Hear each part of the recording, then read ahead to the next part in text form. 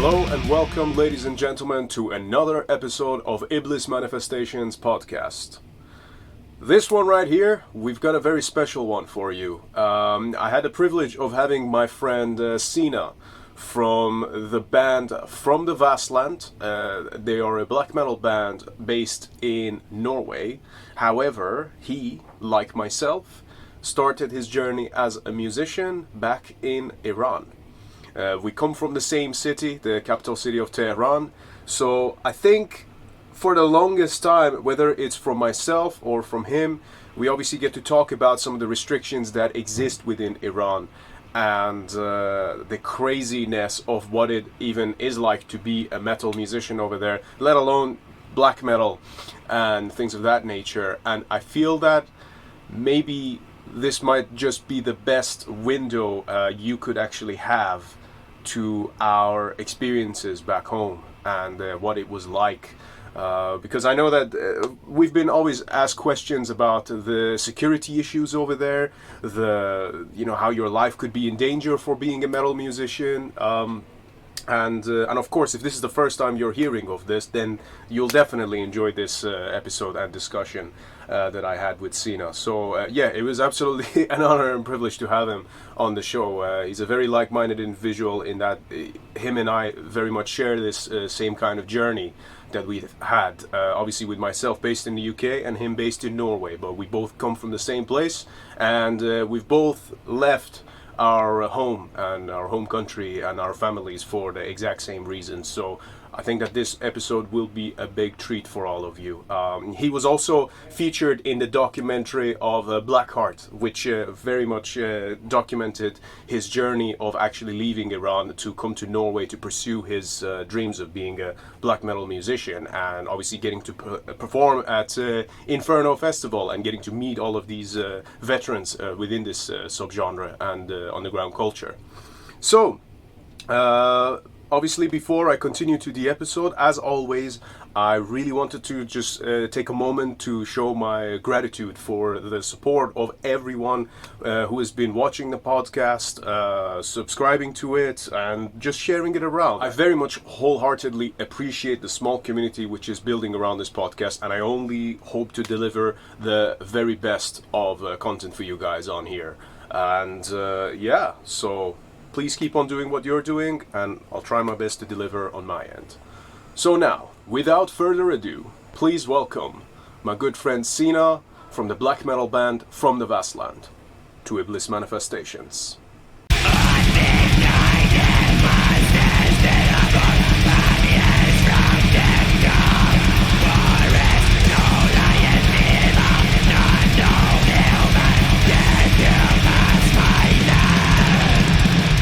Okay. Oh, Right. okay. Sina, first of all, thank you very much for coming on to the show. It's a real pleasure to have you, man. This is going to be a cool one, I think. Cool. Thanks for having me. That's a great pleasure to be here. Yeah, I think it's going to be really good. I'm really excited about this. Yeah, I think it is going to be especially good purely because you are one of the very few people, I would say, on the earth who we have a very similar background to when it comes to doing this thing, Yeah, that's true. I mean, before we get into that, first of all, how have you been? How's From the Vastland doing? I mean, I know you guys just played at Inferno Festival, right? Yeah, I mean, this last 2 years or like during the pandemic times, there was not much going on, but now things are almost back to normal, especially here in Norway. Even though we were lucky that we had the chance to play another show during the pandemic, for a short period of time, Norway just lifted all the restriction for a short while, few weeks, for a few weeks, and then we were lucky to play a show during that time. It was October last year, and then there was nothing again, and then Inferno Festival, but I just used my time during this whole 2 years and wrote some material, and we also recorded the new album. So now we have also a new album coming out, hopefully early next year. It's already done, recording, mix and mastering, everything. So hopefully soon I will have some good news also regarding this release. That's actually fantastic to hear. I mean, I think this is the first time hearing about this, and I was actually going to ask Yeah, you about. you are the first one actually hearing this news. Excellent. You heard it here first, ladies and gentlemen. From the Vastland, new album early next year. Yeah, well, that's fantastic to hear, man. Great. I mean, I know your last record was 2 years ago, which was Yeah, it was yeah, 2020. It was right in the beginning of the pandemic. sure, yeah, around I think yeah, it was just early 2020, Yeah, wasn't it it? was Yeah, April. Yeah, it was April, April, right? and it was like just few weeks after the pandemic, hit Norway, and we had also a release show coming, and we also supposed to play in a festival, and of course everything was just cancelled. And but we just kept the plan with releasing because we didn't want to just change the whole thing. We already talked about the news and did some promotion and stuff. So we just kept it the way it was. But then all the shows and everything was canceled.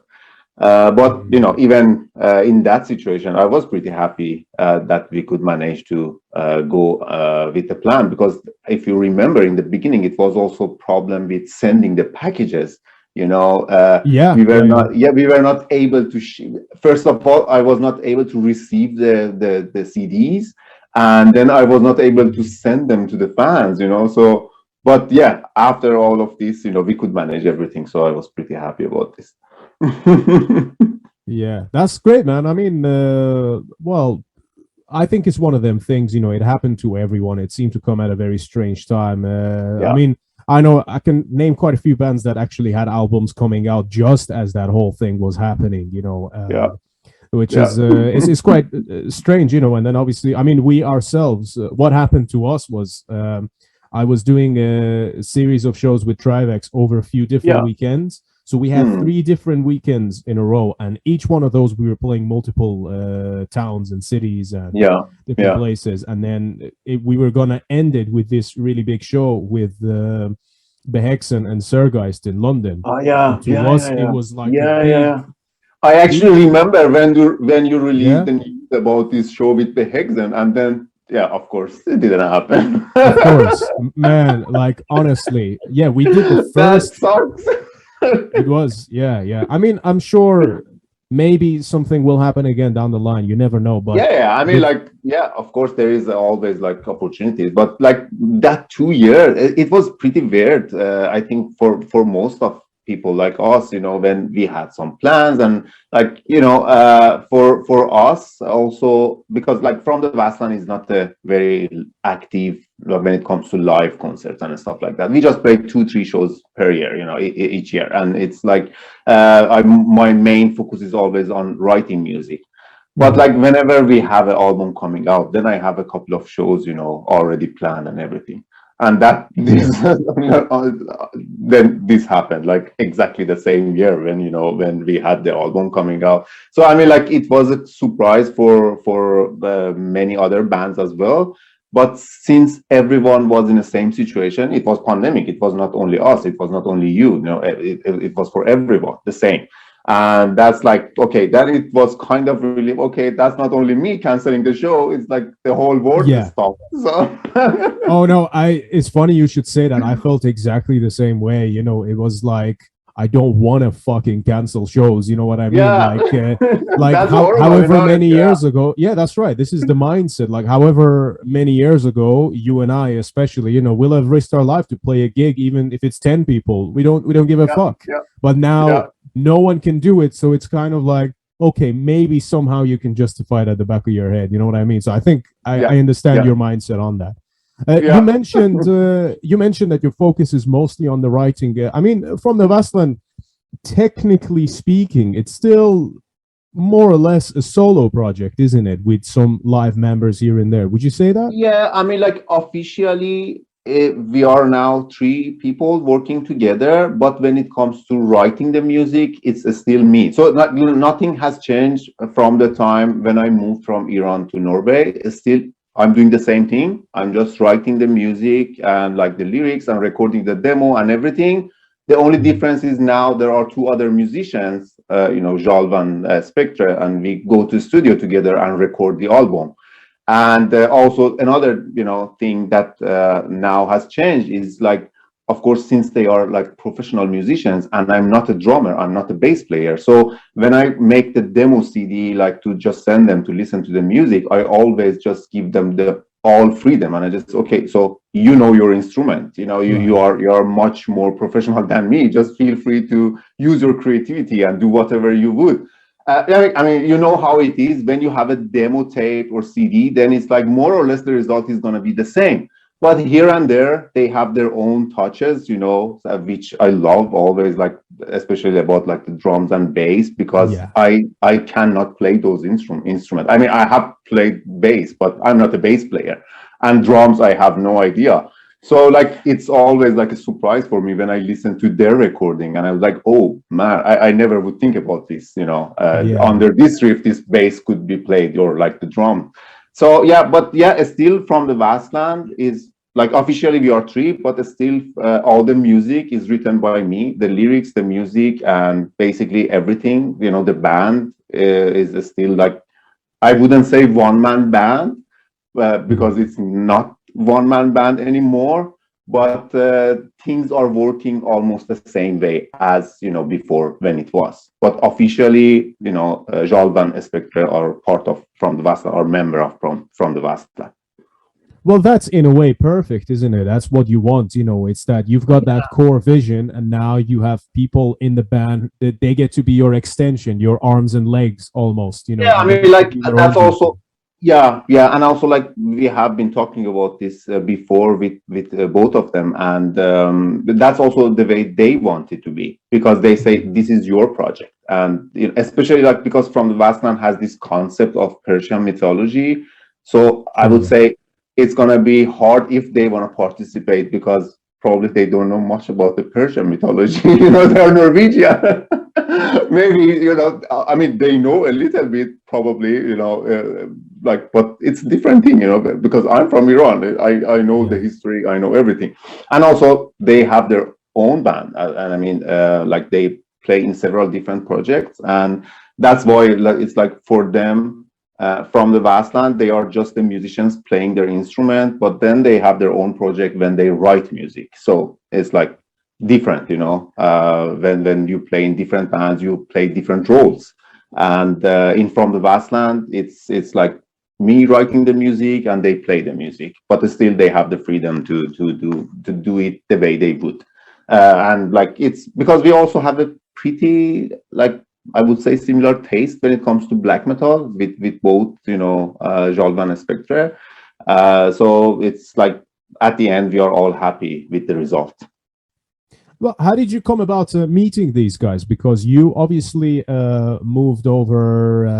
I mean, there's a whole Blackheart documentary about it, which we won't talk about for anyone who's not seen it, or maybe even for those who have.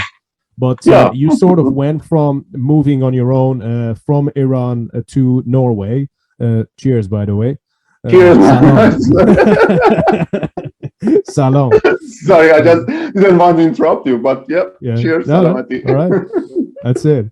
And I was saying that you moved to Norway, and all of a sudden, at least from where I could see, you were suddenly playing with all of these actually like pretty well-known names within especially the Norwegian scene. I mean, with Destructor, you had him on guitars for a little while, and Vil and everyone, Vil and So how did that even come about? How did you end up meeting these people in the first place? That's a longer story, but just to compress it and just make it as short as possible.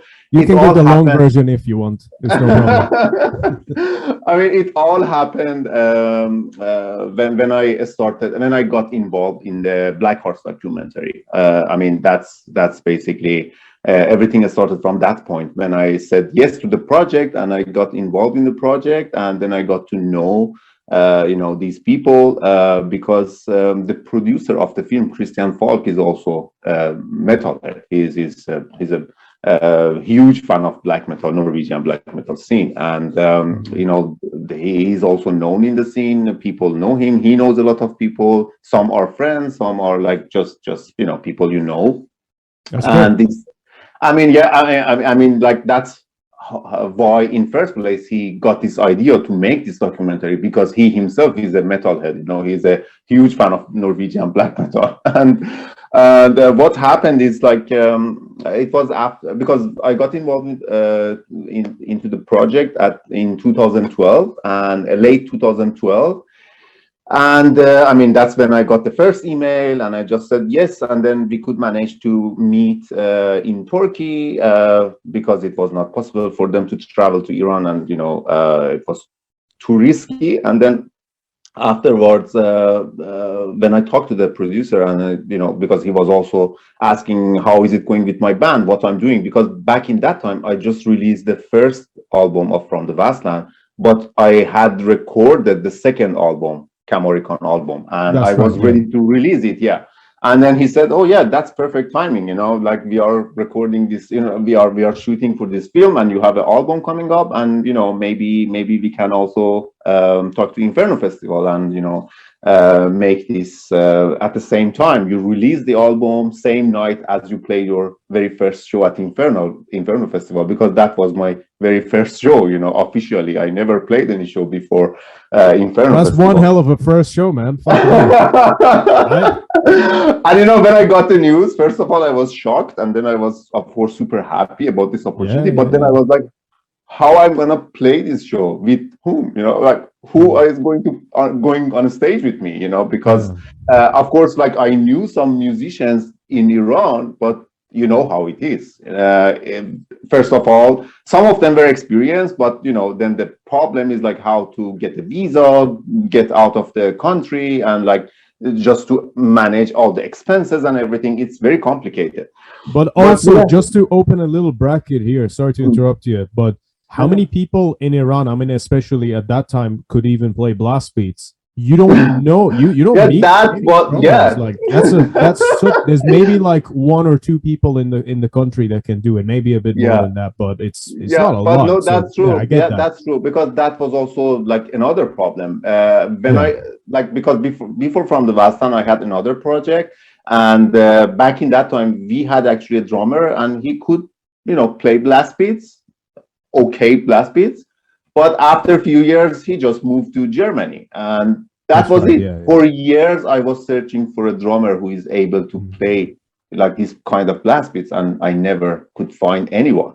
I don't know how it is today, but back then it was there was no chance, basically. So that was I was just thinking, okay, how we can manage. But then of course I got help from the producer, and of course there was a lot of other people helped us in different ways, like Arndt from Tip of Colosine, the guys from Indie Recordings who were releasing the album, and of course on top it was Inferno Festival crew that helped us a lot. And they just talked to these musicians, and they listened to the project, and they liked it, and they started to practice. Then I just had this short trip for 1 week to Norway. 5 days before the festival, we just practiced together for 4 days in a row, and then we were ready. Wow. In hindsight, that's not even a lot, is it? 4 days in a row for your first time playing together. That must have been very nerve-wracking. And from the time when I got the news that we are going to play at Inferno until when I was on a stage, it was less than 3 months. So imagine me never had the chance to go on a stage, and I get this news, and less than 3 months, it's just I have 3 months to practice and get ready and everything to go on a stage like Inferno. So it was crazy. But luckily everything went pretty good. And at the end we were all super happy. Have you seen the film yourself? Have you seen Blackhearts? I've seen. I think I've seen your parts of it. I don't know. I don't recall watching the full thing, but I've definitely watched your part. I remember when you had the phone call and then talking more to your family and everything. Yeah. Absolutely. So that's how this happened, and of course I'm trying to make it as short as possible, but there was a lot of details, like the whole these 3 months, and everything happened, and it's fucking crazy, man. I can only imagine what could have been going through your mind at that time. I mean, everything was uncertain. You can imagine, like not only from like this part that like just make everything ready for the show. That was something that I knew that I'm getting help from these people, and they can do everything for me. They can make everything ready. But on my own side, like not only practicing and getting ready, but also doing all the paperwork for the visa, and like the when it comes to the money and stuff, and like just because I was also working, and I had to get days off and just manage everything by my own. You were working in Iran at the time. Yeah. Right. Because what happened is, for that show, I just got 1 week visa. I came to Norway, played the show, and I had to go back right the day after the show, or not the day, but the day 2 days after the show. I had to go back to Iran because I had just 1 week visa, and then I just I went back, and I was in Iran for like few months until I finally could move to Norway. So here's a question for you. And was this your, I mean, I'm assuming this was like your very first live performance, like in your life ever, correct? Yeah. I mean, all I had done before this Inferno show was just some like, I wouldn't even call it a gig. Even you invite a couple of friends and some people in an underground studio, like 10 people. That's not a gig. I wouldn't call it a gig. But I mean, like, that was my experience. Like a couple of times playing this kind of gigs, like in basements or like in your place, with for 10 people, just some friends or like some people But that's fucking special, man. Those are really interesting. Yeah, I mean, like, yeah. The energy that you find at these kind of shows. I know you yourself have played a couple of these also, like in university, and like there was some also like in school in mosque. I remember some videos you shared on Facebook. Yeah, some kind of crazy story. Yeah, that's the one that ended up on the Metallica podcast last year. That's where we played the Kamal Ol Mulk High School, Honaristan. You know what I mean? In near Tajrish. We played the basement there, and that was my very first show, and I was only 16 years old. And so you can imagine what that did to me up here. And after I mean, you know how it is, that kind of shows, After 40 minutes, all I saw, I was playing my guitar and I was looking down, and all of the kids, there was about 200 kids there, so it's like that's a lot of people. That was a real gig then. It really could have gone wrong, like that was like there's a video of us. I mean, it's on YouTube. People can search it. You can look yourself if you want. There's a video of me talking in our basement in Tehran about the upcoming show the next day, which is going to be our first gig. And I even say in the video that there's a lot of things that could go wrong. And in those things, I say that the police could break in and they could completely fuck us up. Yeah. And during that entire day, we had that in the back of our minds constantly. So it, Shayan, it has happened before, and still it's happening. Times.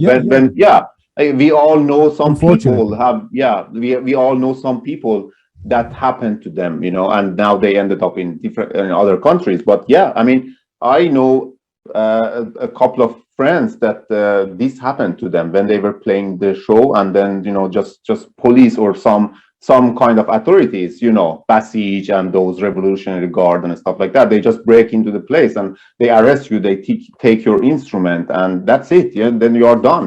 Then you are in you have a problem, and then motherfuckers, man. Yeah, it's crazy. Like when I think about all those crazy stories that happened to us, like this group of people, we were together, like we all when we were like around like 17, 18, and then like back in that time, that what was crazy was also because like today, if you talk about metal in Iran, there are more people at least heard of it, because of internet. For sure.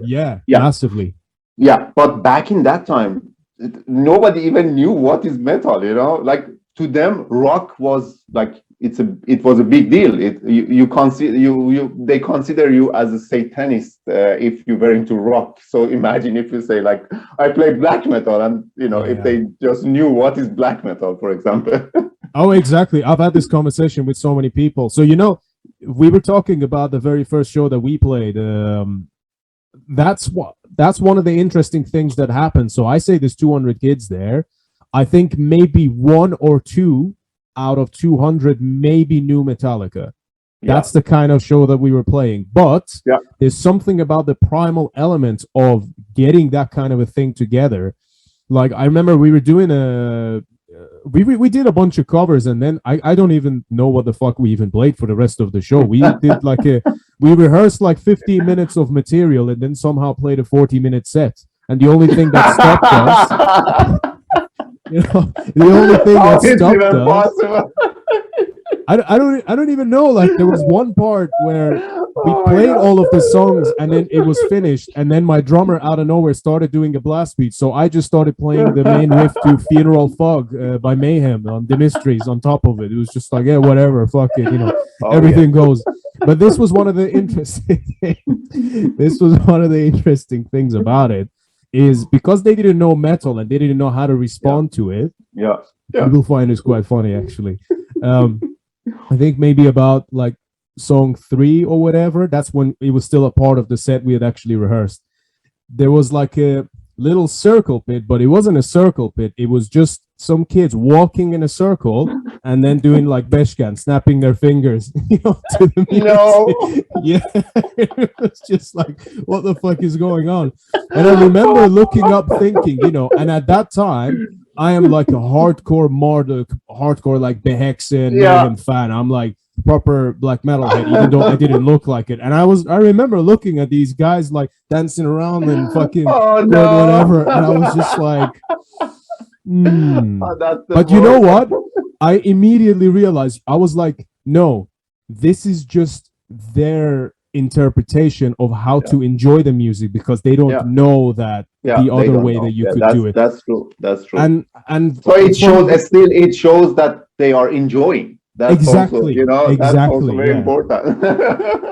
As ridiculous as it looked, but eventually they got crazy. I mean, everyone was screaming, and the thing that stopped the show, this is the point I was going to, was that about 40 minutes in, I mean, someone even brought some spare strobe lights and whatnot, and I was playing and I looked up and I see a massive fucking smoke coming from the back of the corridor. And my instant thought was, okay, the police have come in. I'm about to get arrested and killed and whatever.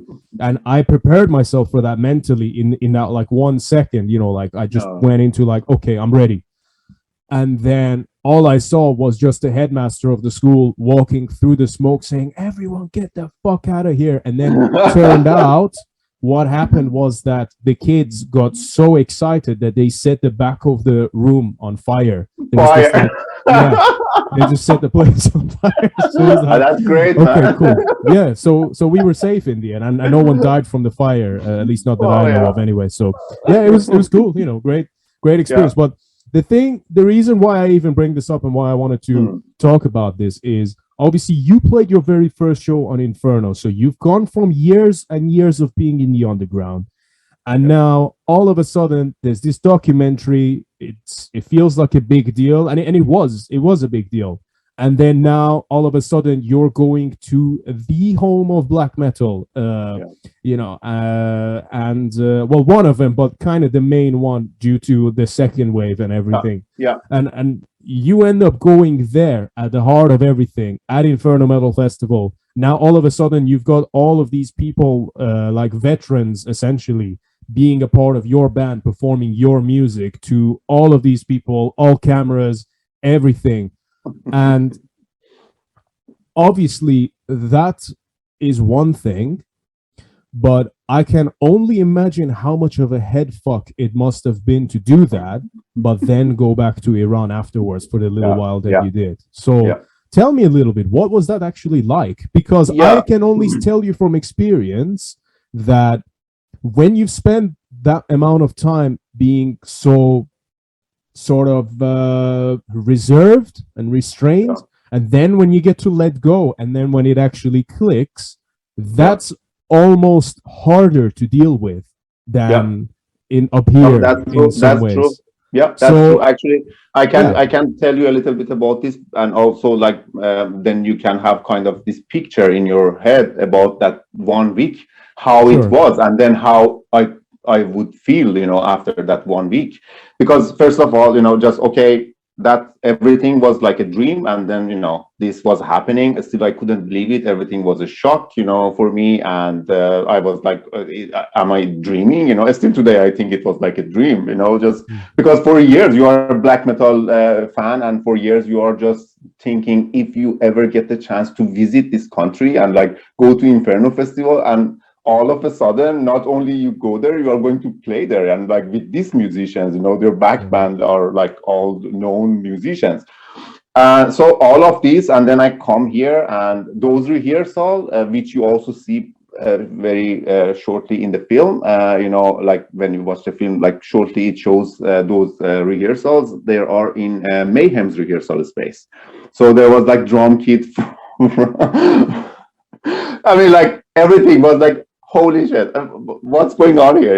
It's like we are Yeah. going to, and like, okay, we had the rehearsal, and then we have, then I met Nocturnal Culture from Dark Throne, like a lot of other musicians, and like right after the show, I had an interview with Metal Hammer. I had an interview with the BBC Radio. I had 4 pages of article in like one of the biggest newspaper here in Norway called Aftenposten. So the exposure I got, and it's like everything in 1 week. It was too much, just Yeah. everything is happening in this short period of time, and I was just kind of like I couldn't believe what was happening. And so the last night, when I had my flight the next day, uh, there is just one scene in the film, but that last night, that was horrible, because it was me and the producer sitting in my room in the hotel, and I was almost like crying, just thinking, not only because all of this that I had to leave, but also just thinking what is going to happen. Like because I was also prepared, like in my head, that they're gonna arrest me as soon as I arrive at the airport. Yeah. That because like first of all, there are not much Iranians here in Norway. And then when you get this big exposure on media from like all over the world, it's like they of course know you. It's like, and then afterwards also, when I moved to Norway, I just realized, okay, they know about me, and that's another story. But yeah. So what happened is, like, I was scared, I was pretty sad, I was like, everything was uncertain, I didn't know what is going to happen. And so that night, that was very, very dark. But yeah. So, and then when I went back to Iran after that 1 week, that I was not the same. Mm. When you go back to the place where you spend like for 30 years, just dreaming about what you could have done, and you never had the chance, and then you get this little taste for 1 week, and then you go back to that place again. That was horrible. That was, Mm. I couldn't, I remember, like, because it didn't take long when I could manage to move to Norway, but even during that period, I quit my job. I couldn't work, I couldn't do anything. Like, I was just thinking, like, what the hell just happened? And like, what now? What I'm gonna do? How I'm gonna leave now? Like, you experience this, and then you go back to the same old shit again. No, I couldn't.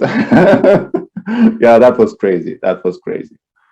And can I also ask, how old were you when this happened, when you did that first show? Yeah, I was 32, because when I 31, 32, because when I moved to Norway, I was already 33, or Mm. late 32. So I was not young, I mean, like, I was not 18 years old, but I That's had this exactly why I dream. bring that up. Yeah. Yeah, but you have this dream from when you are like 14 or 15, and then all these years passes, and then finally you get the chance to experience this for 1 week, and then you have to go back. That was a nightmare. Yeah, I can appreciate that, man. I've dare say, been through a similar sort of trains of thought. maybe not as short and compact as what you just described it, because that's just like crazy. That's almost like, I don't know if this is a graphic example, but let's say you're a prisoner, right, for 25, 30 years. Yeah. Then you get to come out of prison. Then you get to have sex with the most beautiful women in the world. But as soon as you come, you got to go back to your prison cell. Yeah. And it's like, I don't know if that's too much, but to no, me, but yeah, it's as the painful contrast, as that. Yeah, it's the as contrast painful as between that. these two worlds, it was huge. This contrast was huge. And I know a little bit about your story. We have talked like, I guess it was a long time ago when we had a chat on phone, if you remember. And so this is technically volume 2. We had one already. Like, I think it was, I remember exactly, it was, I think, mid 2016, around July, August time, because we first started talking back in June, and I remember this very specifically because to everyone who's listened to episode 1 of the podcast, I was actually talking to you whilst I was at that haunted flat which I was living in. So we were talking around then, obviously know of each other's kind of background and thing, but this is hard, like one of the things is as well, yes, there's always people out there who there's a lot of musicians and veterans, if you will, which you're surrounded by, but and I know, especially with Scandinavians, they're hard people to get them to open up as well. So I think going through that is really difficult. It's like you're kind of on your own in a way, because how many people can you talk to who will actually understand what might have gone through your head at that time?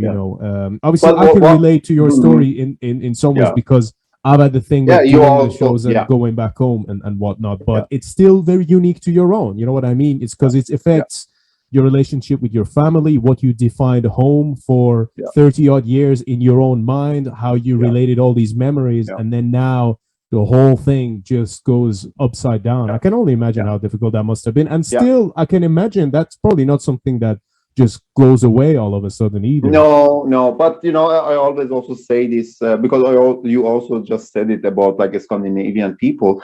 I mean, like, I also have heard it, or back when I was in Iran, everybody's like, okay, people in Scandinavia, they are pretty cold. It's hard to get in, it's.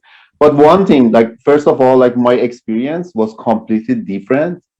Maybe because it was a little bit special, when, first of all, you are in this metal community, which is much more including compared to other, communities, and also because of people that I was working. So I was really lucky, and it was a surprise for me that how they were welcoming me to the scene from the very first day, even from the time when I played the show and go back to Iran, and like still I was in touch with the musicians. And so, I mean, then afterwards, when I moved to Norway, I just learned this, that it's hard to just get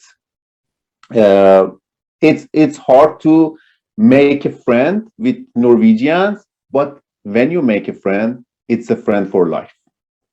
They are real friends. And I mean, like, I'm not saying this because now I am living, but this is something I experienced.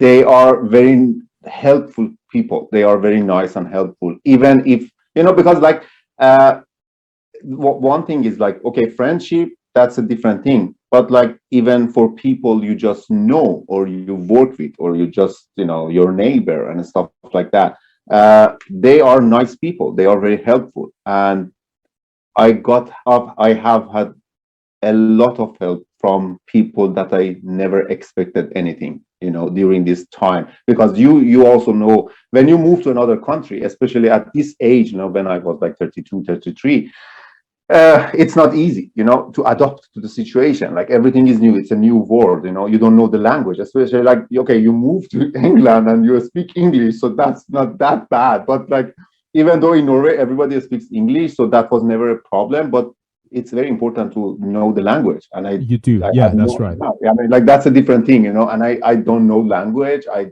don't know anything about the culture. All I knew was just, some beautiful images from the nature and the black metal scene. That's all I knew about Norway, Even though I already had read a lot of books about the culture, but that's not the same. What you read in the books, that's not the same when you experience it yourself. So yeah, of course, everything was super new and unknown to me, and I was just learning by experiencing. But yeah, I just wanted to add this because this is something that always people ask me, like, how was it when you moved to Norway and you started to like play your music for the people that are like the founder of this genre, how they were welcoming you. Actually, I was really lucky. They just included me from the very first day, and that's something I really appreciated. It was a great chance I got, actually. No, that's fantastic, man. And it really goes to show, I mean, that sense of community that is that you can get within metal, once everyone is kind of on the same page. And it's that even though you might not be of the same background as everyone else, you still share the same passion, and it makes me happy to hear that, like when there's like no posturing going on or whatever, or people just, and this is also a testament to the fact that I think, especially in metal, to me, the truest artists in this genre are always the ones that are also the truest fans. You know what I mean? Because they're first and foremost a fan of the music, a fan of the genre. They'll still feel, they'll still look up to like the bands that came before them, but then they still have their own special place as an artist and a composer and performer. And I think that's really what makes it beautiful. Those are the people that I'm always the most drawn to. And generally speaking, they're also the ones that probably do the best as well anyway. You know what I mean? Because you can't find that in them. Yeah, totally understand it. That's true. Yeah, and definitely, I think of those guys in Norway scene as well. I think they definitely have that quality about them. At least some of them anyway. The ones that I know you mentioned. I mean, 100% for sure. But let's focus on one thing here as well. We're talking a lot about obviously the hardship of it and whatnot, And obviously for me, I'm always like trying to dig into the spots where like no one else looks into. But having said that, and obviously because it's something I've dealt with myself, and I think you put it down really well, and it's good for people to hear this side of it too, because I mean, especially maybe even from people from Iran. I don't know if many Iranians will listen to this, but a lot of times they might look at someone like you or someone like me, and they'd be like, "Oh, those guys have gone over there. They're all successful. They got everything what they want now. They get to play." And they don't understand what it takes, and like the amount of sacrifices, the mental battle you constantly need to have to even, and like to your point that you mentioned, first of all, to actually adapt to a completely new society that's different to our own, because I don't think anywhere in the world is like Iran. I mean, on the surface, unfortunately. Yeah, well, it's unique, right? Like on the surface, it might seem similar, but the personalities of people, the belief systems that we have, you don't see that anywhere. We're a very strange breed of. Everything is, everything is so complicated, and especially when it comes to the culture, and we know, like the big part of it is because of what happened 40 years ago with the revolution. So, because we know Iran was not the same country we know today, it was completely different. Even we haven't lived that time. I was born right, after revolution, during the revolution time. So I don't know anything about before revolution other than what I have heard from my parents and like people from that time. But so that's everything, like especially like when it comes to the culture and stuff, it's so complicated even for us as an Iranian to understand what's going on, why these things happen. It's like because since I'm always like following the news and like checking out what's going on, sometimes it's even hard for me to understand why. It's like it doesn't make any sense. Things happening, in Iran, and it's a big question for me. Like why? Like why people react in this way? Why people do this? Why people follow this? So it's like, yeah.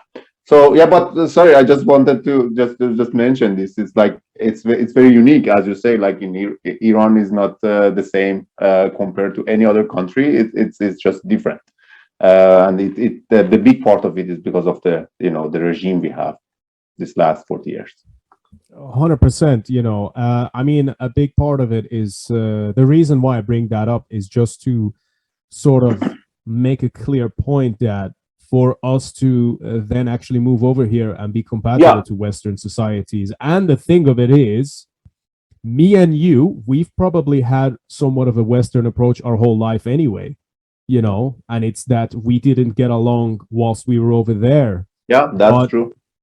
Still, even with that in mind, it's a difficult adjustment to come over here. I mean, for me, it was like that in the UK, and obviously with yourself in Norway, I know maybe for like a short and small visit that you had the first time around, maybe that would have been okay. But when you actually move and then you got to work and you got to find relationships and things like that, that becomes very complicated. That's actually a very good point. Everything. Yeah. What you mentioned about like we also as a metalhead in Iran, we were kind of foreigner in our own country. We were not the same, we were probably closer to the culture here in the West. And I can imagine like how it's hard for regular people coming from a country like Iran to Europe, and then that's a even bigger difference, here for them, culture shock they get. But for us, it was not like that because we knew how it is, and that's the way we liked it. Like that's why we were not adopted or adjusted to the society in our own home country. But yeah, that's definitely that's true. Like it's very like what I also want to mention, like when you say about people from Iran looking at us, because the first couple of years I was also on Instagram, which is like one of the only social media that is not filtered by the regime in Iran. So millions of Iranians are on Instagram. I've seen as you can see on Alexis Texas's page. Yeah, I don't know, but I'm sure. I'm sorry. I know you're making a very serious point there, but honestly, it's one of the funniest things in the world. There's so many Iranians commenting on her profile. I remember one time someone was actually advertising for their car to try to fucking sell it using Alexis Texas's comment section, and that's all in Farsi, and they left the mobile number. Because they know there are a lot of people, going and check this. But it was the top comment. It had thousands of likes. Oh yeah. But anyway, you were saying, man. Yeah. Sorry. Yeah. No. That I mean, like what I wanted to mention is like, so I was on Instagram for a couple of years, and that's where I was in touch with the Iranian fans the most on Instagram, not on Facebook, because like I still have some friends, like Iranian friends on Facebook, but they are mostly people who live outside Iran. Okay. Yeah. No, what I was trying to say is those people, the Iranians, which are mostly on Instagram, during those years when I was on Instagram, they were getting in touch. And as you mentioned yourself, they look at us like rock stars. They think we are living our dream here. They thought that we just, got here real easy, super like easy. We just got our ticket, just came here and we are playing music and that's our job. We just make tons of money with this music and we live our dream. And still, I think I live my dream, like just being able to play this music, but not the same way that people, think like in Iran, that they always think like, okay, they probably were super rich. They just got their ticket and just came here, got their residency, and they started to play music. And now they are super successful and do everything. Everything is ready for them. They don't need to do anything. They just, that's that kind of mindset, which is like completely wrong. It's not true at all. Yeah, no, I think that's very accurate, how you put that down, because that is exactly how they think. But Yeah. I think it's not just how they might look at us, but it's I mean, I remember this is how we would look at anyone, in black metal bands, like Yeah. the concept, like if maybe 10, 15 years ago, if you had told me that the vocalist from At the Gates is also a university teacher besides being Yeah. the vocalist of At the Gates, I would have been like, why? Yeah. You know, Yeah. I wouldn't have understood Yeah. that at the time. And I feel like it's a similar thing, where Yeah. it's hard to because this is a thing as well. It's a reflection of it. I mean, obviously, first of all, like you said, we are living our dreams. That is Yeah. without a fucking shadow of a doubt. Absolutely, of course, we fucking are. You know Just what I being mean? able to play your music, that was a Fuck dream, and yeah. that. Absolutely. Fucking hey, I wouldn't change that for a thing, Yeah. and I want to make that clear. But I think it's the mindset that because especially this type of music is so larger than life, and it's that in the projection of it, it's such a way of because when you're on stage and you're playing your music, it's kind of like if you were to look at it in a really mundane and surface way, you would be like, oh wow, this person has got everything, they don't give a fuck about anything, and that at that moment that kind of is true actually. But the thing of it is that I think that in our heads back home, we relate this to, oh yeah, this is a person who's got all the money in the world, and they get to do whatever the fuck they want. Everything they want is accessible to them, and we look at everyone in a band like that, which is so ironic, isn't it? Because it's like being a musician, a metal musician, is like the worst thing you can. It's the worst financial choice you can ever exactly. make. Especially like today, things has changed. It's not the 90s, and they are not like bands the same. The bands are not the same way like it was back in 90s or like 80s. Those rock stars, they were actually getting the chance to live like a rock star. But not today, even like the biggest bands, it's not the same. The whole scene has changed, it's different. It has, but you know what? I thought this for the longest time, but I'm actually gonna play the devil's advocate here and make a counter argument to that as well. Because yes, in let's say the early 90s or whatever, bands were the ones that were getting big. They were really getting big, and they were getting crazy record deals, making shit tons of money from the album sales. And then like the touring was almost like something on top of it. It was like a separate thing, That's why like you look at Metallica and how they did with the Black Album. Like it would be a miracle if anyone ever made that much money on an album nowadays. But it was also a lot harder to get into the music business, get record deals, things like that. Because you look at all of the. I mean, I have an obsession with the death metal and thrash metal, but especially death metal from late 80s to like early 90s. So take it from like 88 to like 92. Around that time, just before grunge came around and fucked it up, we seem to have like crazy amounts of really strong and potent extreme metal coming out of the underground, and you hear all of these tapes and not a single one of them is bad. They're all great bands, but none of them really made it. You know what I mean? No, with the exception of the few that just stayed around until now. With the age of internet, they're getting discovered and then getting play and stuff like that. No, there is no doubt about it. What you say is absolutely right. I mean, like there is no doubt about it. And just imagine, like I myself, if there was not because of internet, then probably I wouldn't, even get the chance, because like the reason that the producer contacted me was because my album was released here in Norway. And the reason the album was released was because I contacted the label company via internet, like 2007, and then my album was released and a Norwegian company contacted me, and then they released it, and then the producer found it. So all this happened because of the internet. Without internet, probably I would still sit in my bedroom in Tehran and making music, So, I mean, it was much harder, back in 90s, like everything was different. And today you have, in somehow it's like much easier to to actually show your music or like release your album and get fans and get your name out.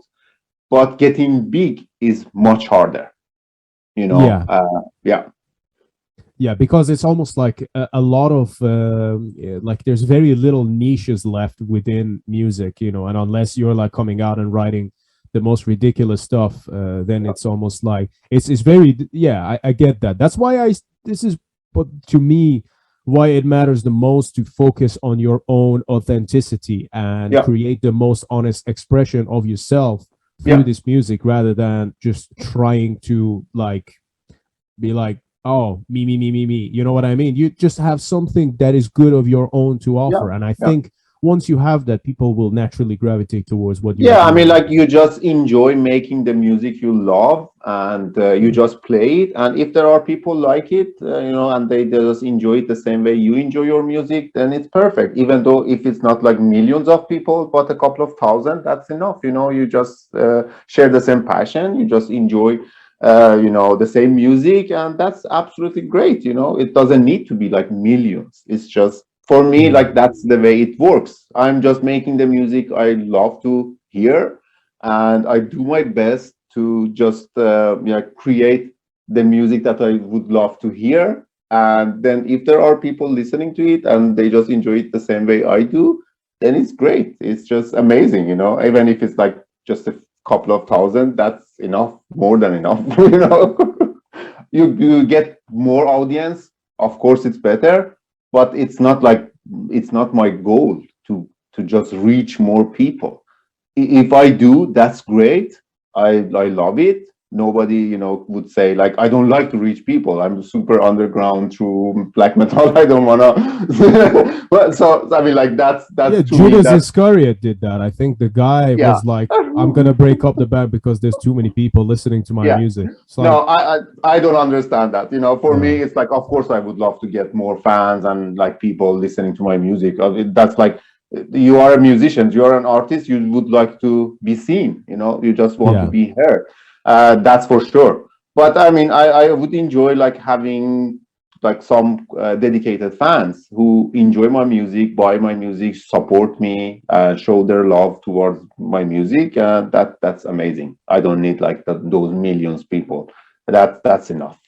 Absolutely, man. That's exactly that's the same mindset I go with as well, and I think it's the one that you need to have when you're performing this genre. And speaking of which, I do actually want to get more into your background as well and how you got into this.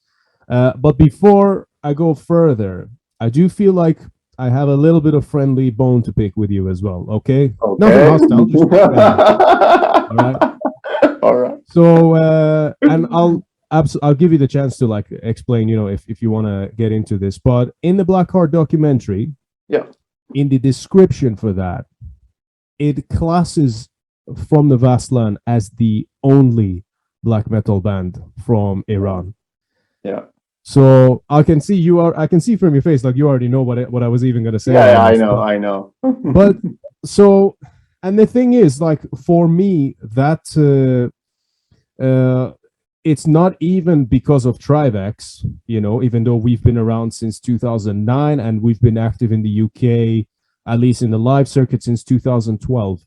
But there's all of the other bands. There's there's, for example, Eko Vefritz. That was like, to me, was like the oldest black metal, Iranian black metal. Yeah, band. We and Saman, you know, my old band. When I say we, me and my cousin and Saman, you know, we were just, we released the music video, the first black metal music video together, you know. So I know the guy, he's my friend still today. No, like I can make it like clear.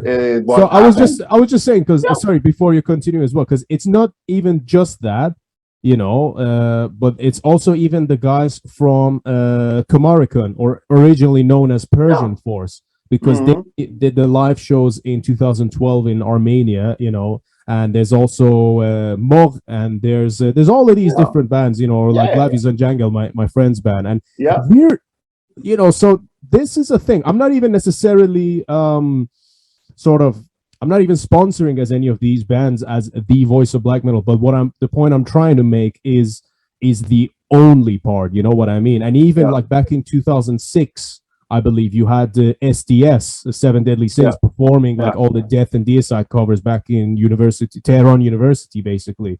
So I was there. yeah. I Oh, was cool. there.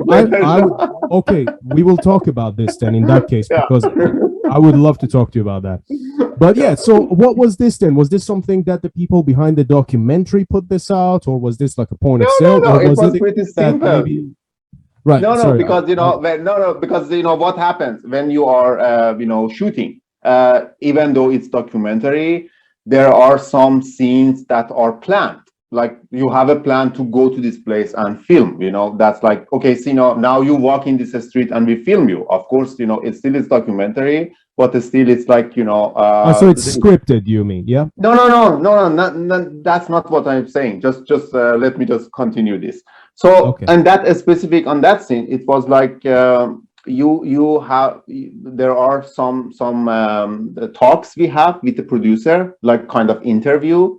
So I'm sitting, they ask me question, and I'm talking, and you hear my voice through the film in different parts.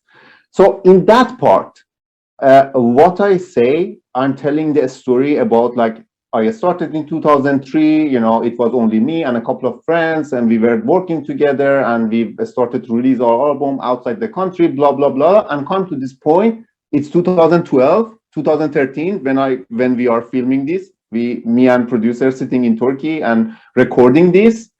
And then I say, and I think at this time, From the Vastland is the only black metal band in Iran.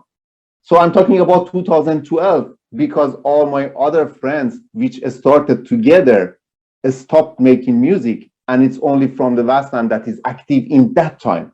That's what I said. But what you hear is just that sentence that I say, From the Vastland is the only black metal band in Iran. But there is, before that, I say, I think in this time, From the Vastland is the only active it's the only black metal band in Iran. So that's like, it's like in the editing that you don't hear what I'm saying before. And I actually thought about this, because when the film was released, that was the first thing came to my mind. And I just talked to the guy and I said, oh man, that's not true. If like you are like putting this way, because I know there are probably more black metal bands, and especially like, because this film was recorded in 2013, but then I moved to Norway and we continued filming. So the film was finished in 2016 and it was released officially in 2016.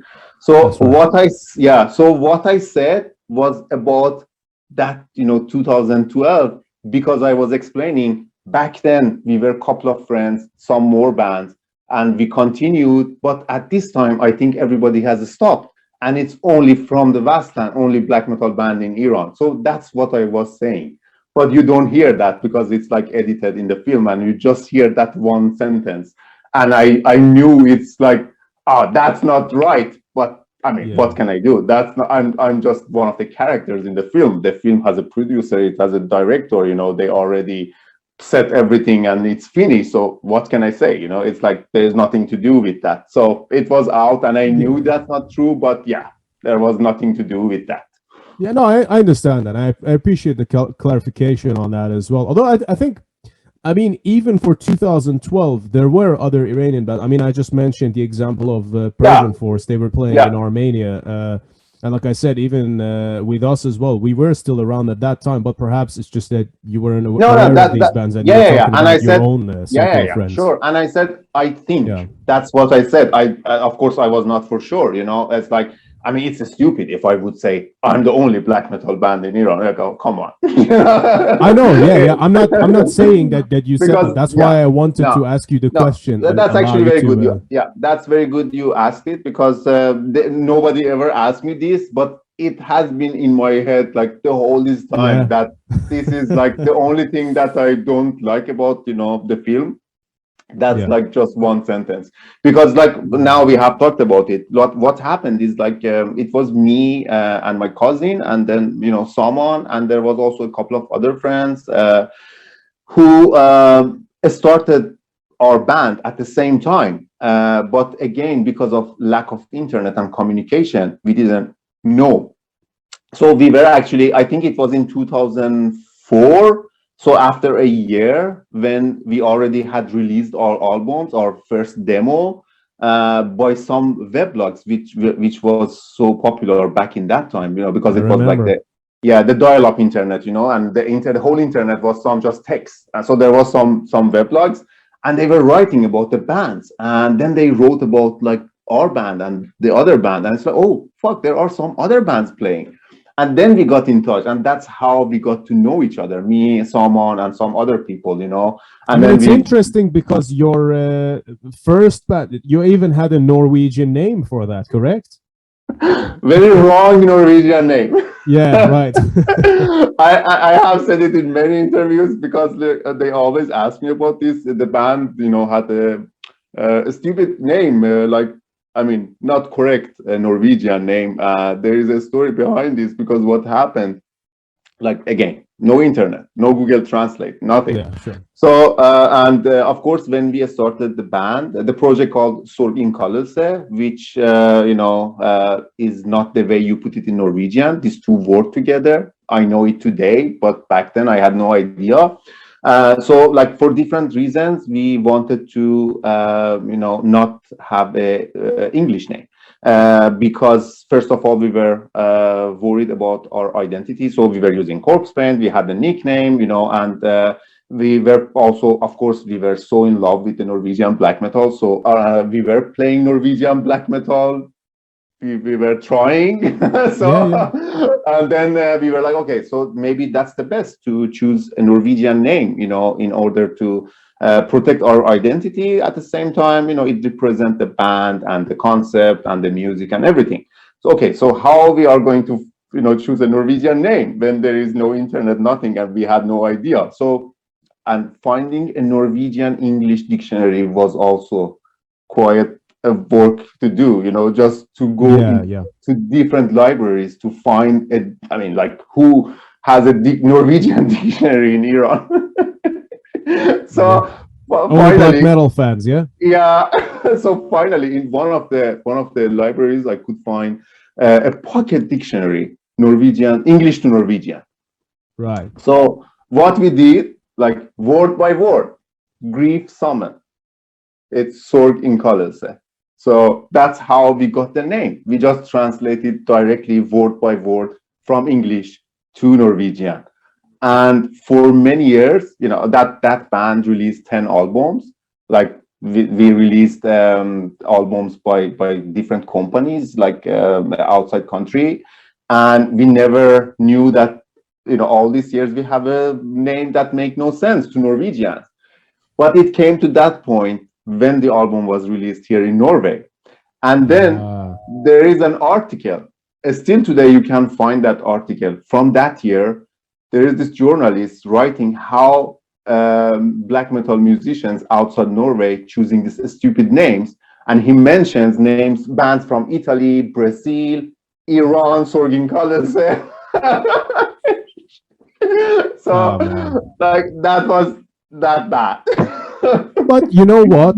The reason why I brought it up, I didn't even know that about the sort of the grammar issues with that name. Yeah. To me, I brought it up because I thought how appropriate that, in underground scene of Iran. And when I say underground, it's underground to a degree that it's a real underground. Yeah, most people, like literally, most people listening to this probably won't actually understand the level of underground that it actually took to be active in these bands and these projects.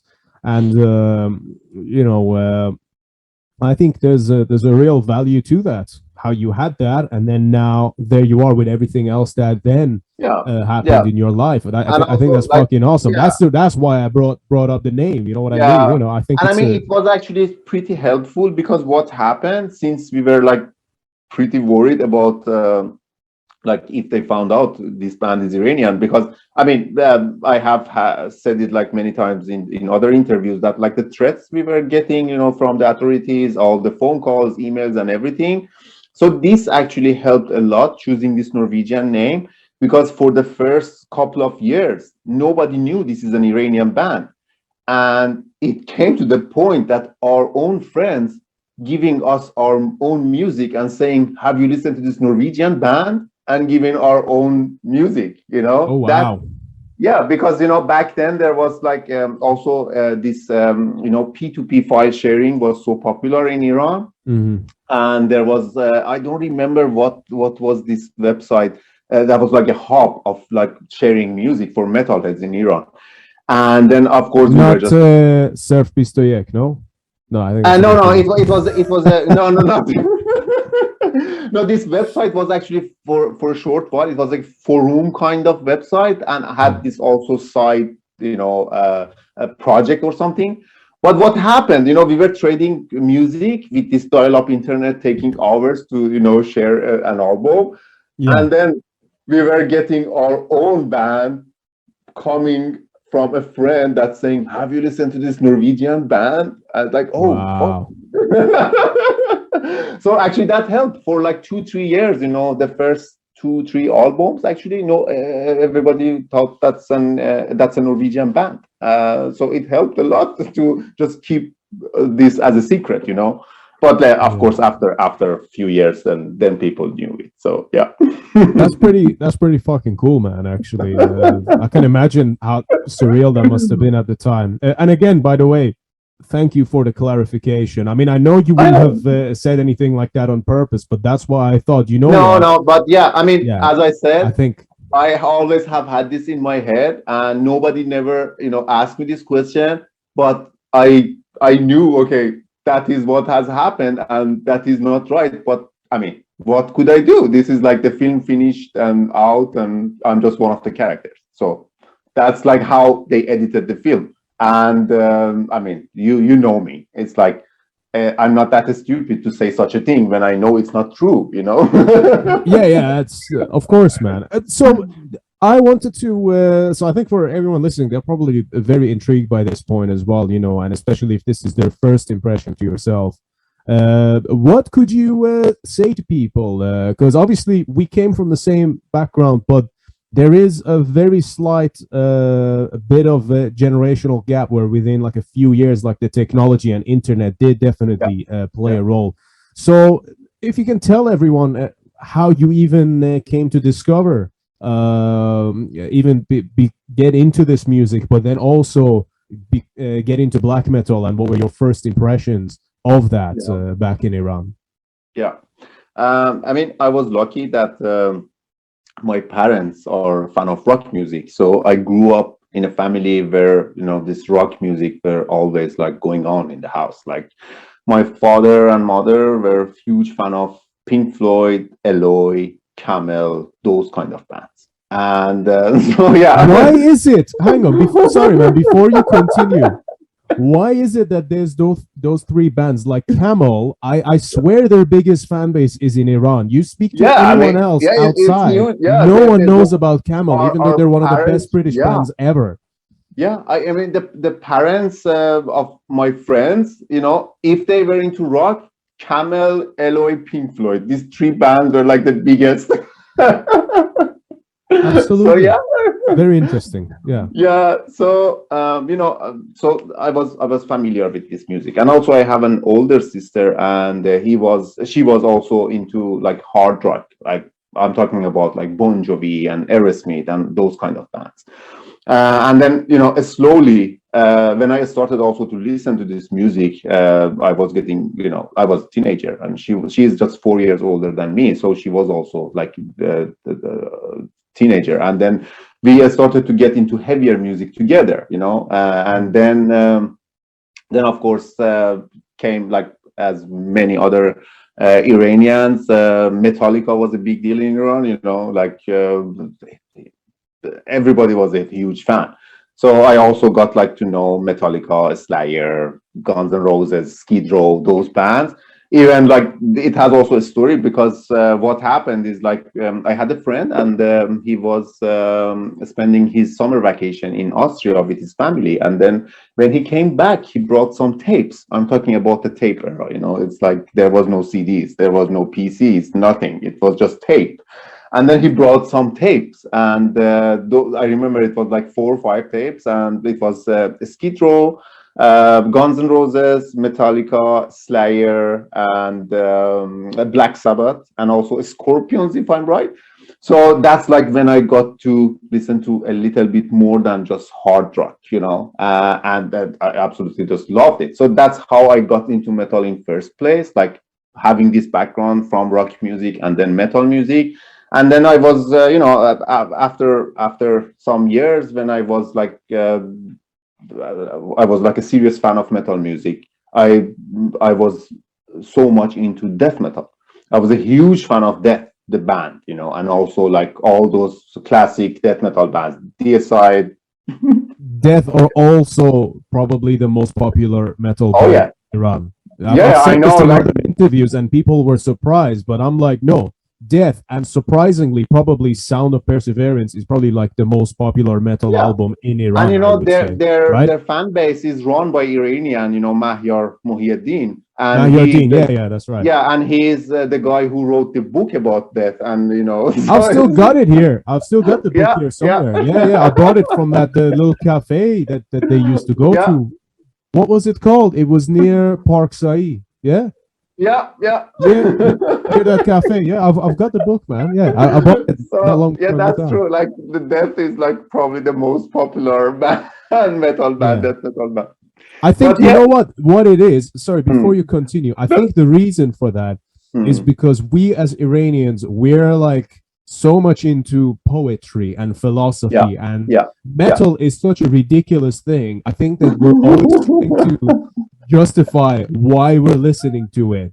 And to me, I feel like Death and Chuck's music, especially his lyrics in the later albums, were like a bridge in between the philosophical side and obviously like the ridiculousness of metal. And that's why I remember showing Death's lyrics to like my friend's dad or even my own dad, I remember him reading like Philosopher, nothing, and those kind of lyrics, and it's like, I think that's probably what drew us towards it, which is again a cultural thing that unless you are born and raised in Iran, you probably will never understand why we. No, that's true. That's true. Like one of the things that I myself loved about it, other than the music, it was the lyrics, because as you say, it has this philosophical side. It's more than just just some screams and just some bitter words and stuff like that. It's more than that.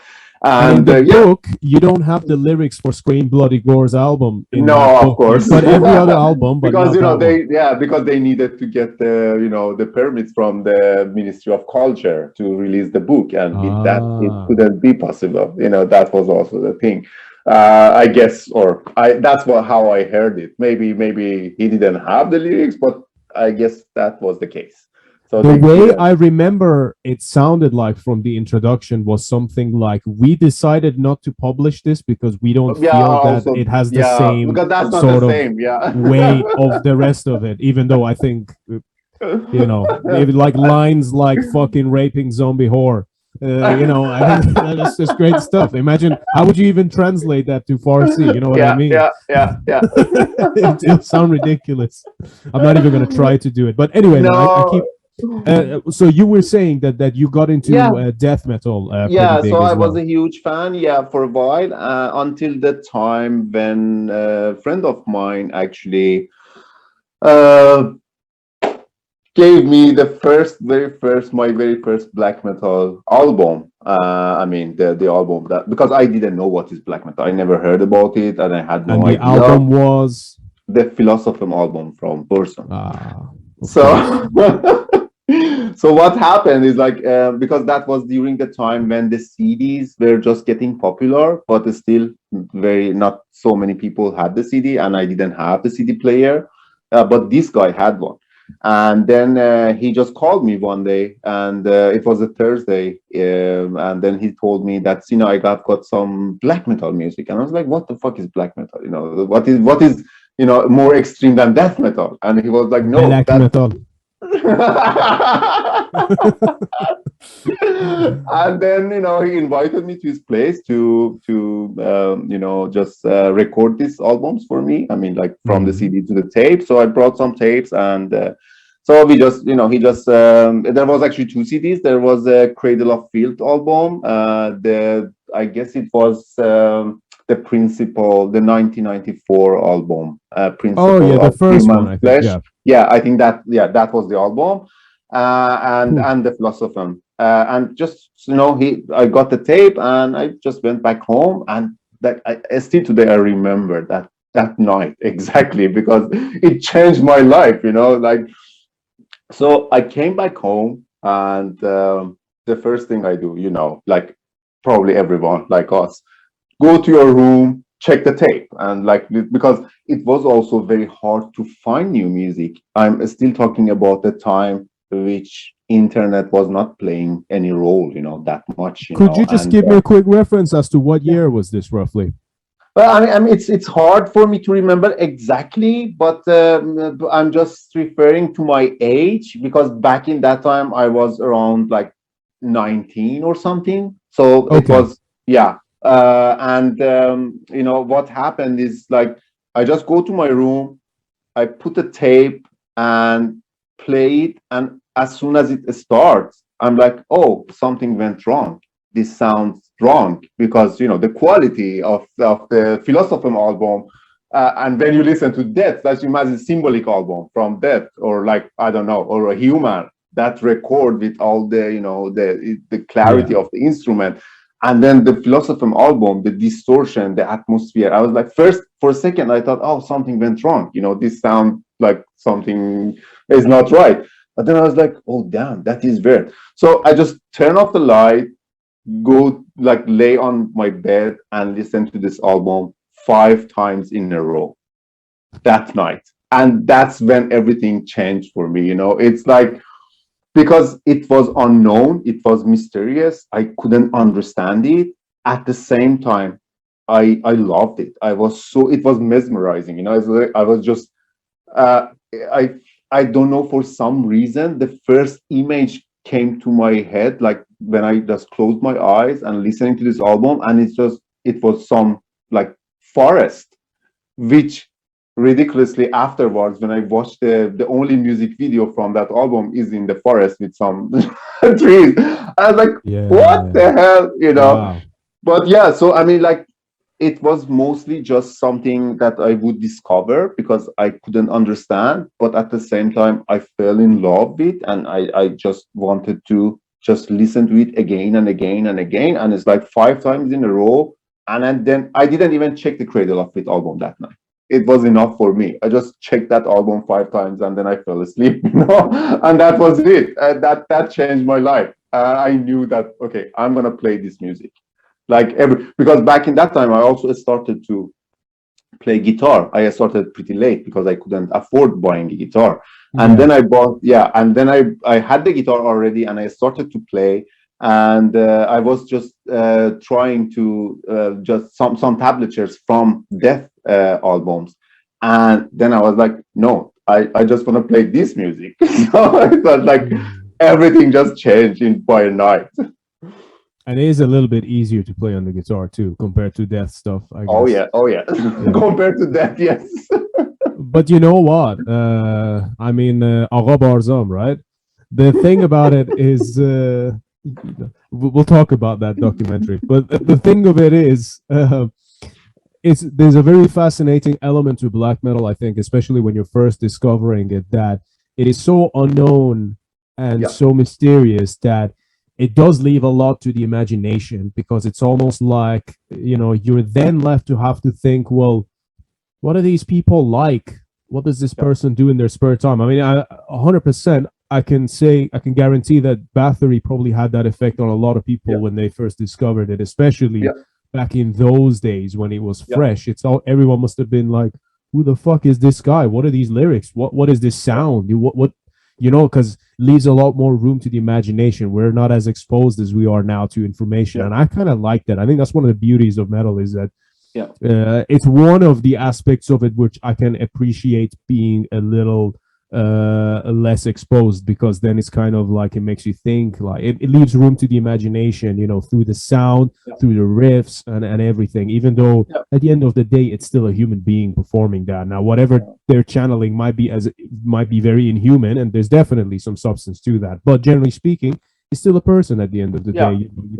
Like they'll still bleed the same colors as you, and you can, they'll still need to eat and shit and have sex to fucking survive, So it's like that's kind of, but you don't think about those things when you first discover this music.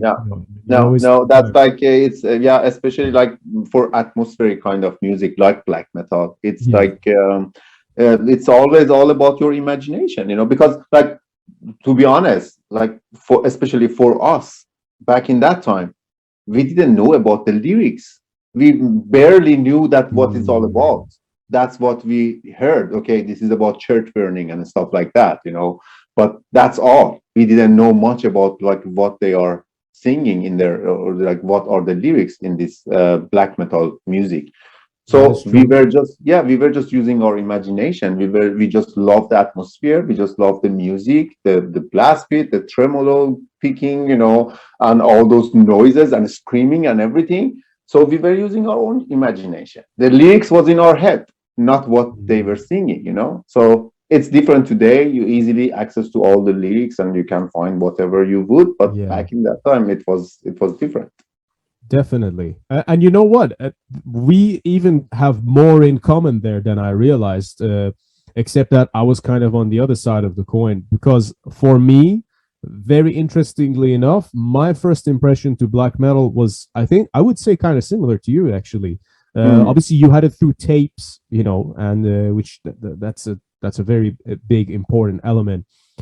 For me, I discovered, so I was talking to my guitar teacher about it, and I think he's like the same age as yourself, and the same thing with him, we're like a big fan of Camel and Eloy, and Pink Floyd and all that, but also as far as black metal is concerned, very much a fan of like Berzo, but also Empyreum, which is a band that's also very popular. Yeah, very popular in Iran. That's true. or like Anathema, or like earlier Opeth.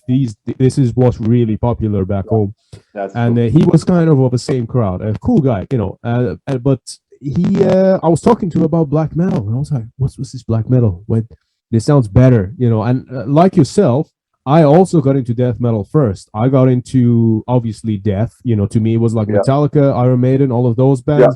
Iron Maiden, I didn't understand, even though I liked it and enjoyed it. I didn't quite get it until maybe a few years later. But Metallica, I was just like fucking obsessed, when I first discovered them. And this was the thing. To me, I was like, so what's this black metal thing then? And then he was like, okay, so I'll bring you some CDs like next week when I come and see you. I was like, all right, cool. And then he brought me some music videos by Dimmu and Cradle of Filth. He's like, this is sort of like entry level, go and listen to this thing. And I checked them out, and I said to him, I said, this is shit. I don't get it. They're really annoying. And then he was like, well, I can give you some other stuff if you want. And then he gives me the Mysteries. Oh yes. I saved this on the can't remember if it was like a Walkman or a CD player or what I had at the time, what device it was. But I was 14 years old, I think, maybe going into 15. But I think I was actually no, I was still 14 years old. Yeah. So I went on a family vacation.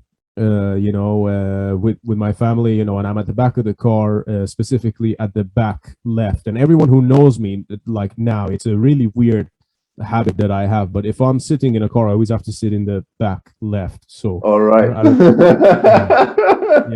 But it's a very strange thing. All the Trivex guys know it. Like if you ask them, like, so it's like I was sitting in that spot. And I put on this album, which I'd saved, and I've been waiting all this time. I didn't listen to it at home. I was like, oh, yeah, I'm going to go home and then listen to this or whatever. Sorry, not go home, but I'm going to go on the trip, and then I'm going to listen to this. And I remember putting on the song and listening to the riffs and really listening carefully and being like, okay, this is interesting. You know, it kind of seemed like everything was really flat at first. It felt like it was all in like one line, and then Attila's vocals came in, and Oh, I yeah. remember just being perplexed, like, what? You know, What because is it's that? Funeral Fog, isn't it? That's the first track. Yeah. You know, and then he just comes in with this weird voice, like every time this year, and it was like, what? And then obviously during the choruses where he's just like funeral, Yeah. and then like I was just like, what the fuck is this?